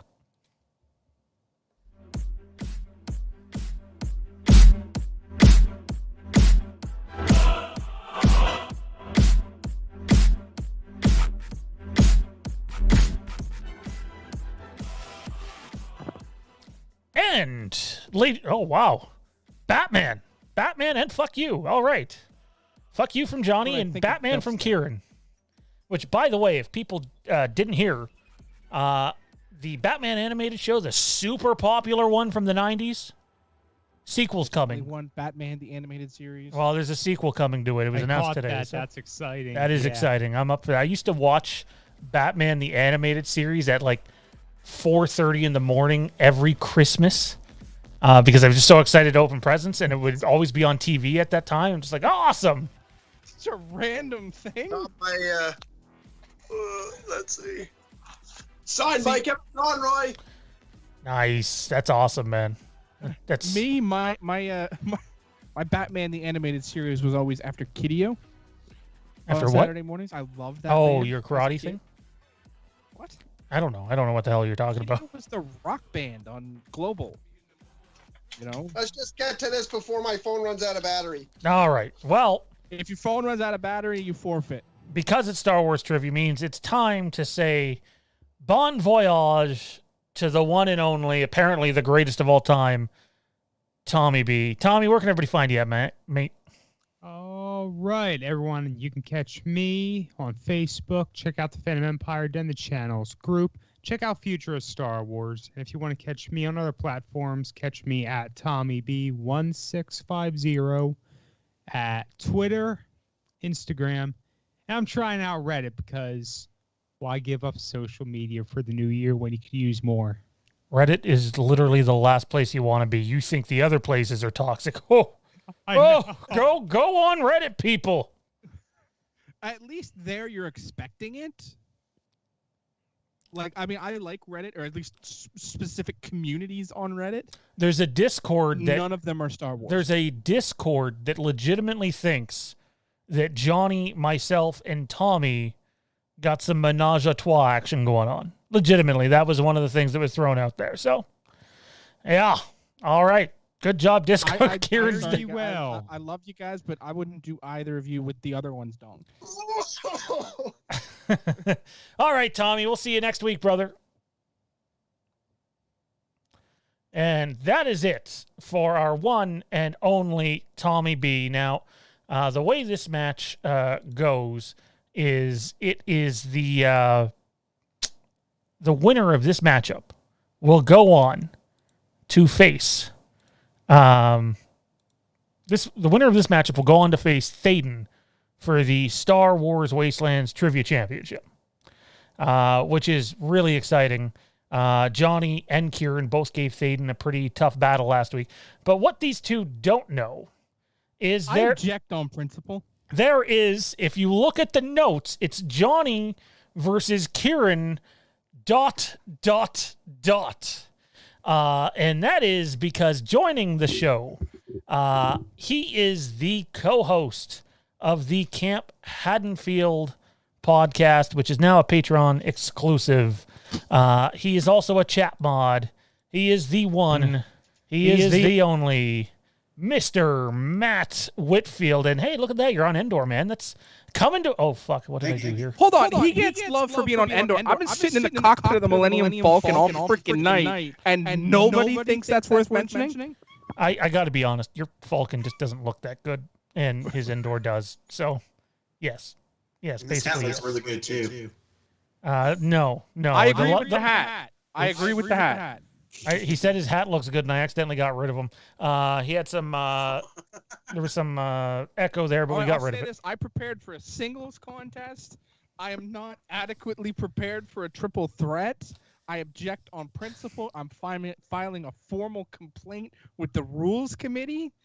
And you can't add opponents at the 12th hour. Hang on 1 second. I'm gonna call the rules committee. Okay, hang on. One moment. Mm-hmm. Hey, Johnny has a complaint about the rules committee. Does because it's a triple threat match and he prepared for singles. Does he have an argument? No, he doesn't. All right, let's get on with this. I'm going to appeal that to the higher power. I will fight this all the way to the Supreme Court of the Senate. Max wants to know, Matt, where's your Patriots hat? All right, so Kieran, you know what this means. In the garbage with all the rest of their merchandise. Kieran, I'm supposed to be impartial, man, but these guys are wearing Green Bay hats, so you better come out the winner of this. Not only you are a Buccaneers fan. Just like you want him to come out of this just like our Packers are going to come out on Sunday? Oh, boy, we'll see. I'm confident, but I'm not cocky. Johnny, watch it, Bubba. All righty. I'm allowed to be both. All right. I've already taken care of Kieran once this year. In fact, he's holding a trophy for me. I want it. I want it back. All righty. I don't see Kieran anymore. I just see Batman. Like, he legitimately looks like Batman. Batman doesn't have an ugly mustache and beard like that. Hey, he's got the gray, man. You can't call the gray ugly. The gray patch? That's fucking awesome. I can't call the gray patch ugly. No, sir. You just wish you had the gray patch. I'm officially... I don't want the gray patch. Why would I want gray patches in my hair? Like, it's called wisdom. All right, Matt, I should have told you this earlier, my man. I fucked up. You need pen and paper with you, sir. So if you need a second, find pen, find paper. You're going to need to hold it up. Now... Oh, he doesn't have any. I'm sorry. He can't compete. Matt, you're going to have to get rid of your... you're going to have to get rid of your Death Star thing, or else I'm not going to be able to see your sheet. Okay. It does not work properly unless you've spent time figuring it out or have some sort of screen behind you. All right, so let's go over the rules. Here we go. Do not show your answers unless you're asked to show your answer, because some people might have to verbally give their answer, and if they see your answer, they might just steal it. So, yeah. No one would ever do that. Oh, I'm on to you. It's taking 20-plus years, but I'm on to you. All right, here we go. Round one is the on-screen round.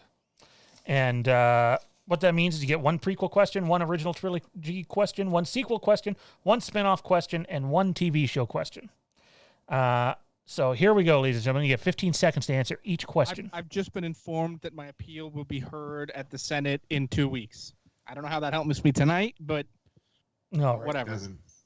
Here we go. Who was the lead producer on the prequels? Who was the lead producer on the prequels?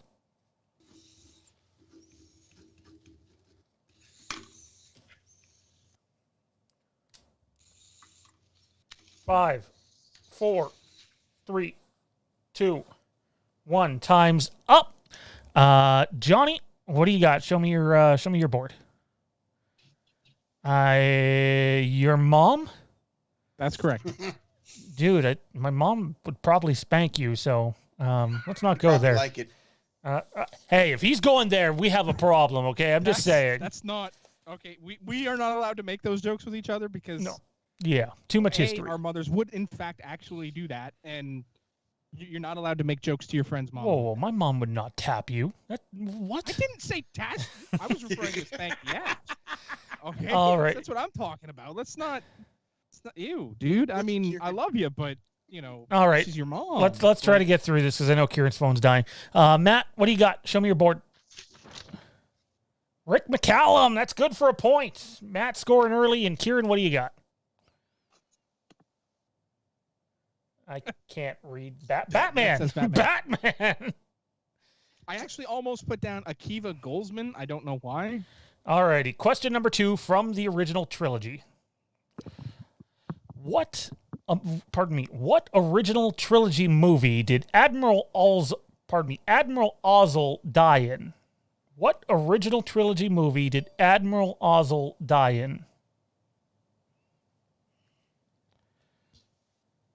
10 seconds.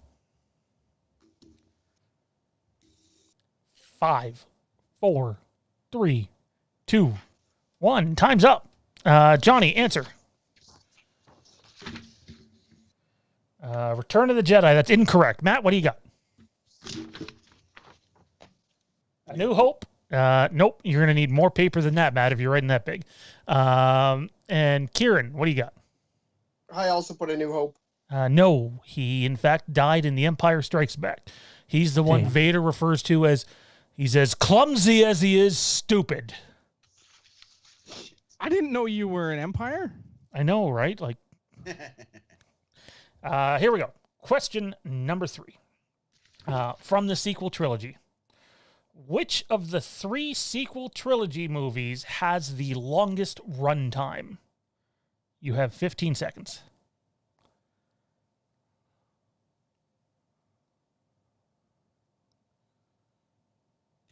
10, 5, 4, 3, 2, 1. Time's up. Johnny, answer. It was a very ugly 7. No, that's incorrect. Matt. Empires. Sorry, what is it? Oh no, it was sequel trilogy, so that is wrong. Oh shit. And Kieran, what do you got? The Last Jedi. That is correct for a point. We're now tied at 1 between Kieran and Matt, and Johnny is still scoreless. Alrighty, here we go. From the spinoffs, or the anthology, or the terrible A Story movies, because that was a genius marketing plan. Here we go. What ship escapes Darth Vader at the end of Rogue One? What ship escapes Darth Vader at the end of Rogue One? You got 10 seconds left. 5, 4, 3, 2, 1. Time's up. Johnny, answer. Tantive 4. That's correct. Point for Johnny. Matt, what do you got? Can't think of the name of it, but I know it's Leia's ambassadorship. We were looking for Tantive 4. Kieran, what do you got? Tantive 4. That's correct. So Kieran out to the 2-1-1 lead. The final question in round 1, guys. From the Clone Wars, which organization was Bo-Katan aligned with when we meet her?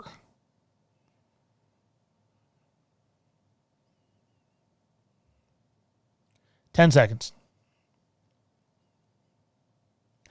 5, 4, 3, 2, 1. Time's up. Johnny, answer, please. Oh, I just dropped my pen. I can't see it, so just say it. Yeah, just say it. Something hand. I can't remember. Nope. Matt Whitfield. I've got nothing. Kieran. The Death Watch. That is correct for a point. Kieran's out to a 3-1-1 lead. Oh, I didn't think she was with them at the start. And that is the end of round 1. Okay, so in this next category, you need to write the full word, not just the letter, so there's no confusing if it's a T or F. It's the true or false round. There are 6 questions, 2 from video games, 2 from, actually, I don't even know because Tommy did them, but I'm pretty sure he followed the. You didn't even check his questions? Are you sure of the efficacy of his answers? I actually made him double check, and he had one of them wrong. So I know we discussed you should probably number your questions so you just don't use the same T and F again. Number your questions. They are numbers. So Or just write true and false and point to it when you flip your page? Yeah. All right, here we go. Mace Windu's original Mace Windu's. Oh, why did he do it this way? I know you're watching, Tommy, but this is terrible. All right, here we go. Fucked up. Mace Windu's original lightsaber color was going to be yellow. True or false? You have 10 seconds. 5, 4, 3, 2, 1. Johnny, answer. You don't need to write for this. No, don't bother. Actually, don't write for this one. Just say it. True. Matt? False. Kieran? False. It's correct. It was going to be blue. Ah. So Kieran's up to 4. Matt's up to 2. Johnny's still at 1. Question number 2. The first time we see Darth Maul, he ignites the double blades on his lightsaber. True or false?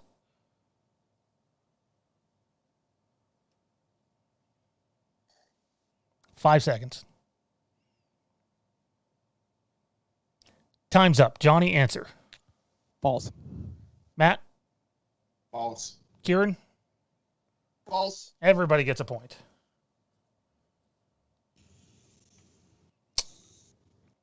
Here we go. Cal Kestis holds the rank of Jedi Knight. True or false?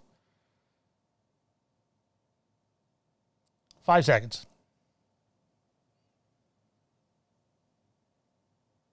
Time's up. Johnny? False. Matt? True. Kieran? False. It was false indeed. So Johnny and Kieran with the point. The score is now 6-3-3. Here we go. In the alternate ending to Revenge of the Sith game, Anakin spares Obi-Wan's life and kills Palpatine. True or false? Sorry, I didn't hear that. You cut out.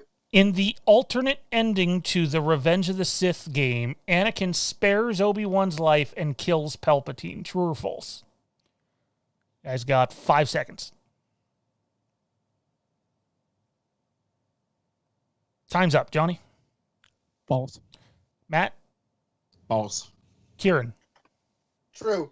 It was false. He kills Palpatine, but he does not spare Obi-Wan. Yeah, I knew that right after He I wrote kills it. everybody. He does the flip over the high ground and like stabs him, and Obi-Wan rolls down the thing. And I think Anakin I don't remember this part. I don't know if he walks away or if he Fuck the high ground. he comes down and kicks him into the lava pit. All right, here we go. Next question. RC 1138. I'm gonna have to search the answer for this one. RC 1138, boss in quotations, is the leader of the Omega Squad as featured in the Republic Commando novels. True or false?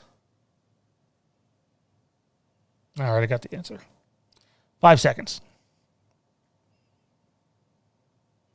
Time's up, Johnny. Fuck you and your couch. Don't fuck me. Fuck Tommy.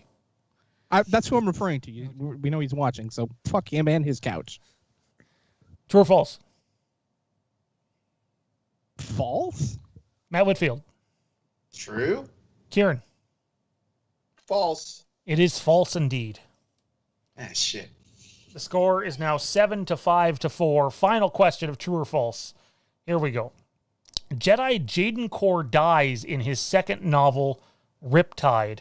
True or false? I'm actually going to fact check this because I don't think he's right. I'm filing a formal protest on the grounds of I don't know if any of these answers are in fact correct.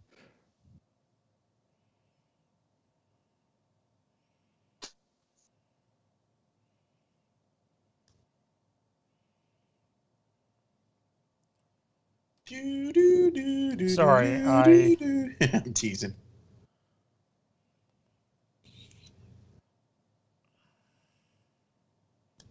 I'm at 9%. All right, well, that's news. Okay, true or false, Johnny? False? Kieran? True. Matt? True. It is apparently true. I did search it, which is weird because I read that novel on the way to and way from Alberta in 2010 and or 2011, whenever it was I went. Is that really going his second appearance? I don't remember that being it's his second novel. Obviously, he was in the game, which is weird because Jaden Core pops up in either Legacy of the Force or Fate of the Jedi. So, but I did check, and it does say he died. So, I'm just more concerned with that being his second. Like that's, you know, the entire reason I said false. All right. So Johnny has 5. Kieran has 8, and Matt... I'm also filing a protest on that one. Okay. You know, as a question until we have the sourced answer. Are you just trying to drag it on so if Kieran's phone dies, so you automatically I'm beat just him? saying, I truly believe I don't believe that was his second novel. I'm gonna have to check that out myself, but either way, it's 1 point. It would have to be within 1 point. I'm not arguing that. Like if the difference in the score at the end of the day is more than 1 point, whatever, it's moot. But if it's a 1 point, I want to know the truth. All right, here we go. Kieran, pick a number between 1 and 4, good sir. And yeah. 1. Johnny, number between 2 and 4. Between 2 and sorry, I was actually looking at something. 2 and 4. 3. Matt, I need either the number 2 or the number 4. Well, Brett Favre, 4. All right, Kieran, would you like to go first, second, or third? First. Johnny, second or third? Third. Which means Matt's second. All right, Kieran, you're up first, and you have the category, sir. I don't know how the fuck you do it, of on screen. If I hear the phrase behind the scenes, I will kill someone. All righty. Kieran. Remember, okay, you cannot say your answer till I ask for it. Johnny and Matt, you guys have to write down the answer, okay? Because you have a chance to steal the points. You have to write down the answer, and please, for integrity's sake, hold your hands up when you're done. So because Johnny has the camera that's going in and out and yada yada. So if Kieran misses, you guys could steal his points. There is a multiple choice option, but the question will only be worth 1 point instead of 2, and you can only use multiple choice on 2 of the 3 questions you're going to get. All right. Kieran, in the category of on-screen, how many films does Emperor Palpatine visually appear in as himself? How many films does Emperor Palpatine visually appear in as himself? I added that in because Palpatine's technically Snoke, and I didn't want Snoke to actually count and get into controversy and all that. So I got 10 seconds left, Kieran. 5, 4, 3, 2, 1. Johnny, you were muted, by the way. All right. Yeah, I was. You have 3. Okay. That is incorrect. I'm not going to bullshit. I didn't write down an answer because I was trying to get a clarification All right, before I wrote my answer down. Okay, hang on. Did you write down an answer, Matt? Yes, sir. Okay, hold it up. 5. Johnny, what do you think it is? I didn't answer because I was trying to ask you if you were counting clones. What do you think it is? Well, again, it depends if you're counting clones. If you're counting clones, then... We're not, as himself, because technically that's not himself. Okay, then. Need an answer. 6. The answer is 5. 5. So Matt Whitfield gets a steal there, and it's a 2 point. You made 5? It's 5. It's episode 1, episode 2, episode 3, episode 5, and episode 6. Wait, isn't he in the hologram in 4? No, that's Empire. He's only brought up in 4. Why I discounted him being in the prequel.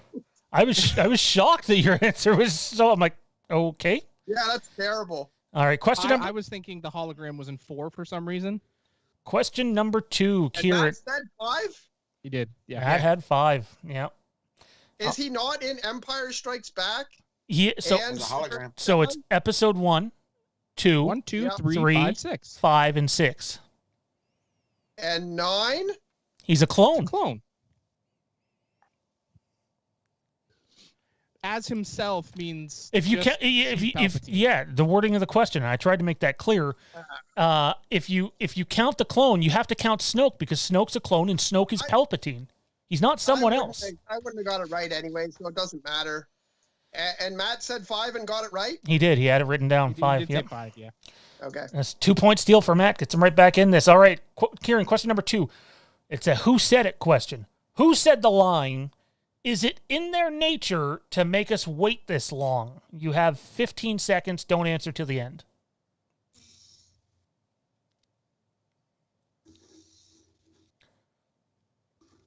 5 seconds. Time's up. Johnny, Matt, hands up. Kieran, what do you think it is? Obi-Wan Kenobi. That is correct. 2 points for Kieran. Right back to the lead. All right, Kieran, your third and final question, sir. What was the name of the character voiced by Nick Nolte in The Mandalorian?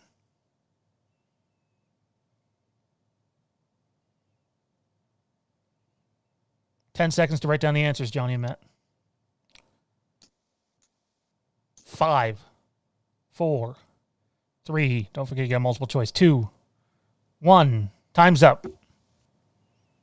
I don't remember his name. I know you're talking about. Multiple choice. Then you have a multiple choice. To Multiple use. choice. Yeah.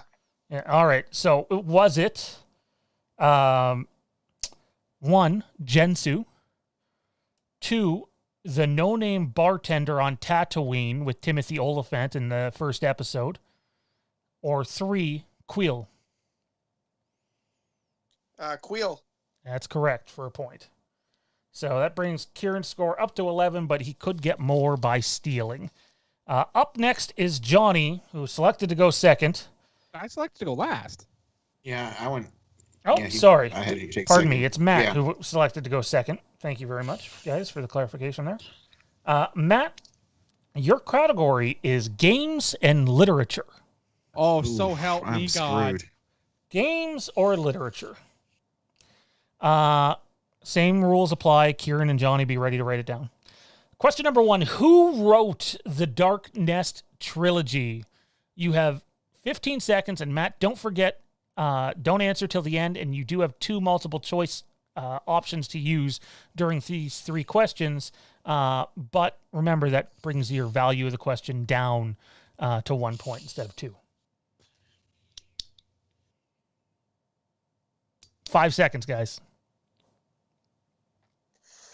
Time's up. Hands up. Matt, do you have it or do you need multiple choice? Multiple choice. Okay, your options are 1. Oh, you suck, dude. Timothy Zahn. You can still get the steal during multiple choice. It's just only worth 1 point. I know, but now I'm losing a point. Timothy Zahn, Aaron Alston, or Troy Denning? Troy Denning. That is correct for a point. You suck. I actually remember asking him questions about that when we interviewed him all those years ago. All right, this one's a bit of a softball. Here we go. Gaden Thek made his debut in what game? Or you might pronounce it Gadden Thek. Gaden, I don't really care. Gaden/Gadden Thek made his debut in what Star Wars video game? I hate you so much. Why couldn't I get this category? You got 10 seconds left. Write down your answers, except for Matt. 5 seconds. Time's up. Hands up, gentlemen. Here we go. Matt, do you have a game or do you need multiple choice? Multiple choice. All right, you won't have it available for the last taking one. points away from me? All right. Because I'm smart. Was it 1, Jedi Knight Jedi Academy, 2, Knights of the Old Republic, or 3, Knights of the Old Republic 2? Isn't it Knights of the Old Republic 2? That is incorrect. Answers up, Kieran and Johnny. I also put 2. Johnny, what do you got? I can't see. Say it. Coder. Johnny's correct. Coder, Terrace, Johnny with a steal. Gadden Thek are the hidden backs. Yep. 1 point steal. 1 point steal. It's correct. Because Matt stinks and keeps taking points right out of my hands. He's like stealing them from me. Hey, that's your fellow Packers fan. Show some loyalty. I know, right? All right, here we go. I'll Matt. be at Lambeau on Sunday, but right now, sorry, buddy, but no. Matt, your third and final question. You can pull within 1 point of Kieran here, and you're still not out of it because you could steal some of Johnny's. Here we go. That'd be easy. I'm going to wait till Kieran sits back down, though, so he has a equal opportunity You to don't steal. need the help. He's good. I can't. I can't. I have 2% battery now, so. No, you will. 2%. We'll get through this. We're almost done. It won't. I'm going to get my cord now. All right, we'll wait. In the meantime, for Johnny's listening pleasure. No.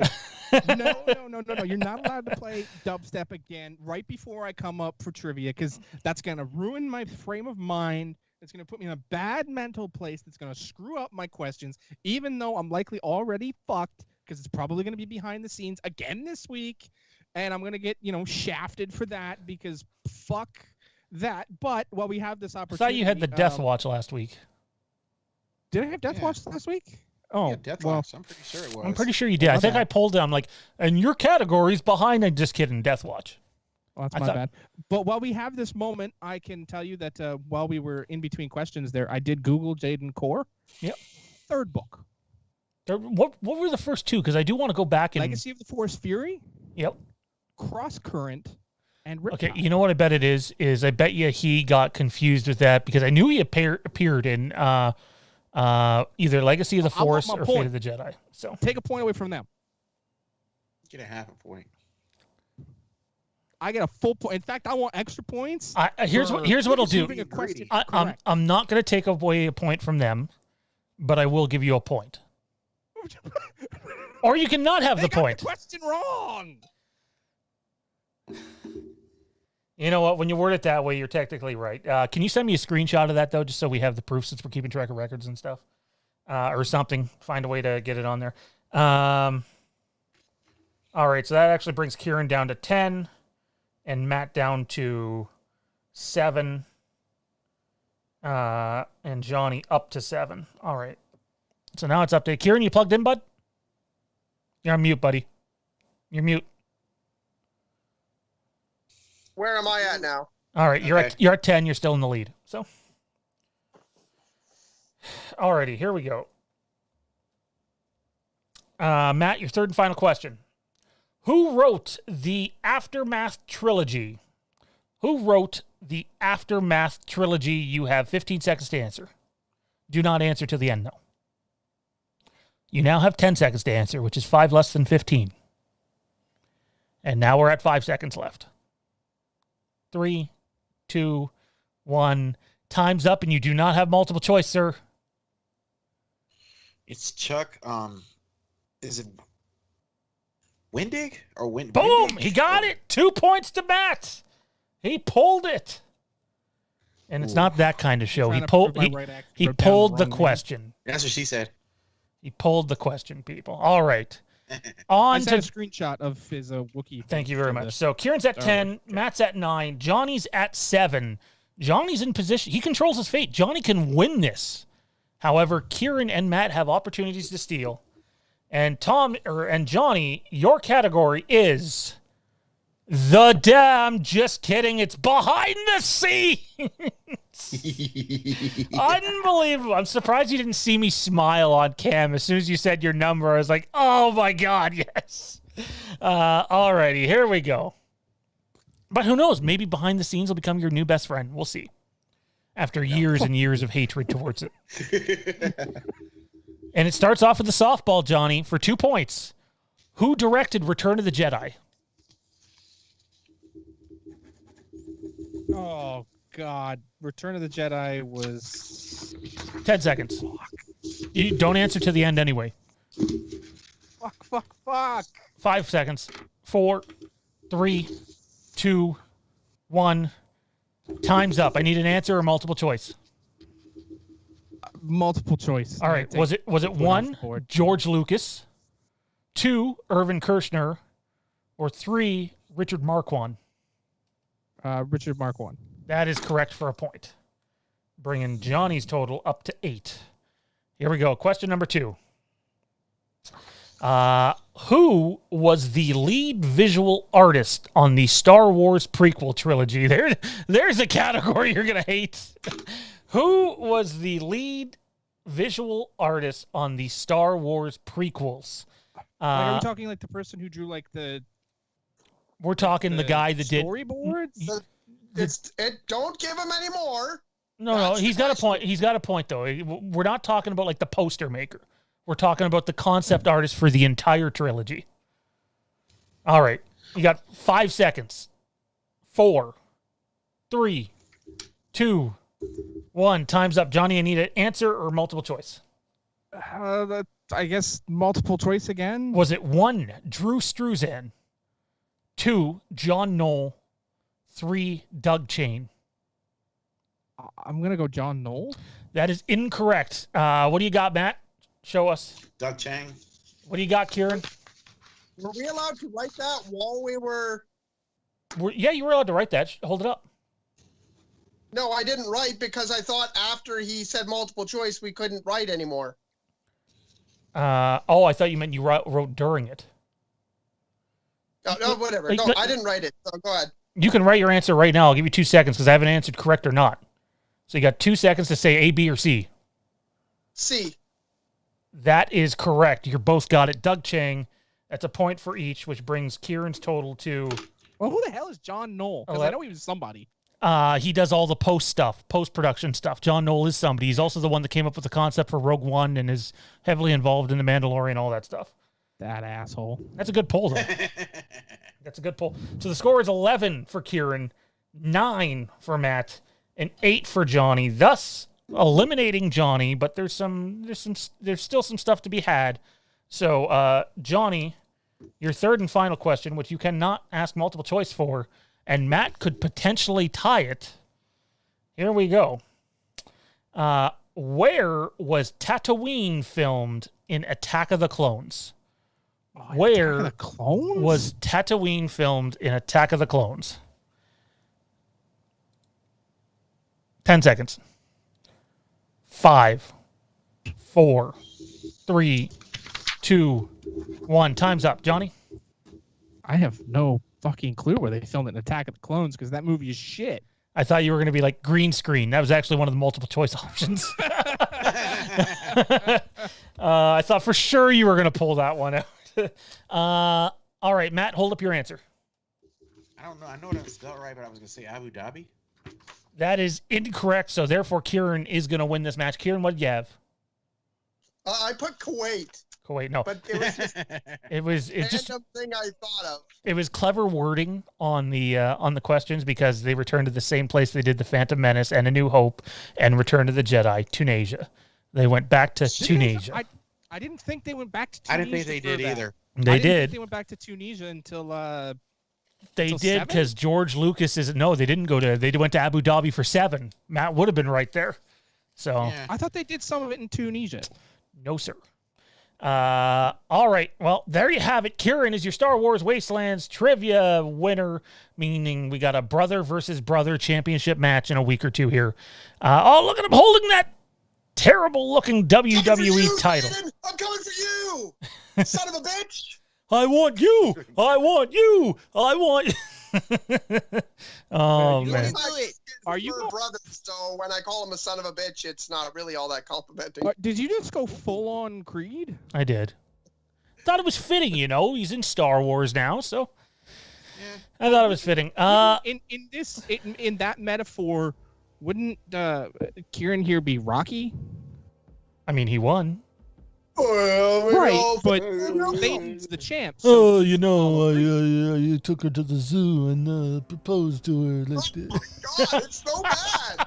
So It's he- so bad. like if you're gonna do anything for Kieran, you should be like yelling out his wife's name and being like, "Yo, we did it!"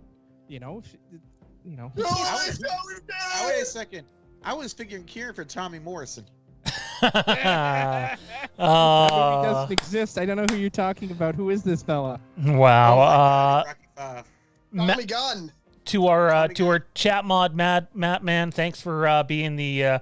Matt was actually the second special guest for the Triple Threat match. The first didn't wake up in time because he lives on the other side of the planet. All right, Matt, where can everybody find you at, man? Thanks for doing this. You can find me on Facebook, on Twitter at Matt Whitfield 1252 or 52, something like that. I'm helping out on the shows. Yeah, I'm around. Awesome, dude, and can't wait to dive into Camp Haddonfield soon. That's going to be a lot of fun, and we'll see you Thursday. Thursday stream right. is Dave McRae, and we're going to do our top 5 psychological thriller/horror movies.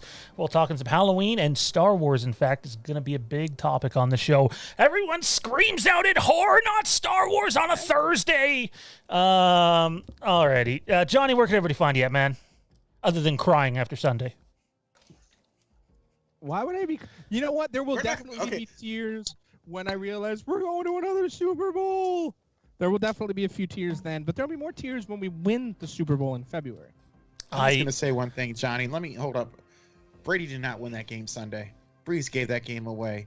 Look at Brady's stats. That defense won that game for Tampa Bay. Brady did a damn thing. Gronk only What, caught one defense pass. winning a game for Tom Brady? That can't happen. Oh, that happens all the time. How many of his championships did he get with the defense that carried him? Not very many, Oh, actually. did he Not very many at His best all. offensive year was a year he couldn't win a Super Bowl. It was a year That's he what the lost to a Giants did. Giants team. You lost. I'm sorry, I can't hear you guys. I can't hear you anymore. It's almost like my finger hit the mute button. Inning. Just stop. Oh, sorry, you're still going on. The finger hit the mute button again. You know what? I can see the future. Wait for it, everybody. Next Tuesday, we'll be on this show, and Johnny will be coming up and I'll say if the Buccaneers win, with the bag of excuses as to why Tom Brady did nothing to help them win the game. Well, And I'll say it right now, if the Tampa Bay Buccaneers win on Sunday, it ain't because Tom Brady came out to play. It's because Hold on, that is that defense Mike came out to Alstott? play. Yeah, I'll give it. That's a good defense. it really isn't. I'm not They didn't play arguing good it's at not a all good year. defense, but Toilet paper. it ain't going to be. I guarantee you that Aaron Rodgers is going to have a better statistical game than Tom Brady. Oh man, you want to I put think some? that's You want to put the some money or a friendly wager where that mouth is? Those Oh, I'm glad to cannons! do it. Woo! You want to put a friendly wager towards that? Nothing insane, but like when the pandemic ends, how about dinner? And not at like the keg or anything like that, because that's too expensive, and I have a family I have to feed. But like, how about dinner, Johnny? I'm stupid enough to bet on football. Oh, Go out so on when it Sunday comes and get time to stacked on believe, football. when it comes time to believe in your team, you're I don't nothing. bet on football Okay, because okay. all it takes is one Ndamukong Suh player to step on an ankle and you're done for the day. Here's one for you, Johnny. If the Packers win, I might even let you win trivia someday. Oh, shit. Oh, You know the tell you bad what, one? you get a category other than screen, and we'll see how well you do in trivia. Johnny, where can everybody find you at? You're there and everywhere, my brother. Alrighty, Karen, how about you, man? Where can everybody find you at? What's going on with Rogue Sons? And can't wait till our Bucks win on Sunday. Well, not my Bucks, but till Tom Brady helps them win on Sunday. Oh, shit. I just I just started working on my Rick and Morty show, so I'm going to be around the Fandom Empire Den a lot. And, I mean, I'm already answering everybody's questions all the time. I love being on there. I love our fans. You can find me at Rogue Sons of Star Wars podcast on Instagram as well. And you could just add me. I'm Kieran Gogan. I'm around there. Just add me. If you think that I'm a cool dude, add me on Facebook. I now know how to say his last name. I feel like I accomplished something during this show. All right, here we go, ladies and gentlemen. That's going to do it for the show. You can find us at Twitter, Instagram, at FandomEmpireNow, Facebook, The Fandom Empire Den, Facebook pages, Halloween Kills 2020, Fandom Empire, the future of Halloween, and all those other places. And go Bucks, go Bucks, go Bucks, because I can't wait. Go back. Johnny is never going to run out of excuses when it comes to Tom Brady, and I can't wait to hear the next one.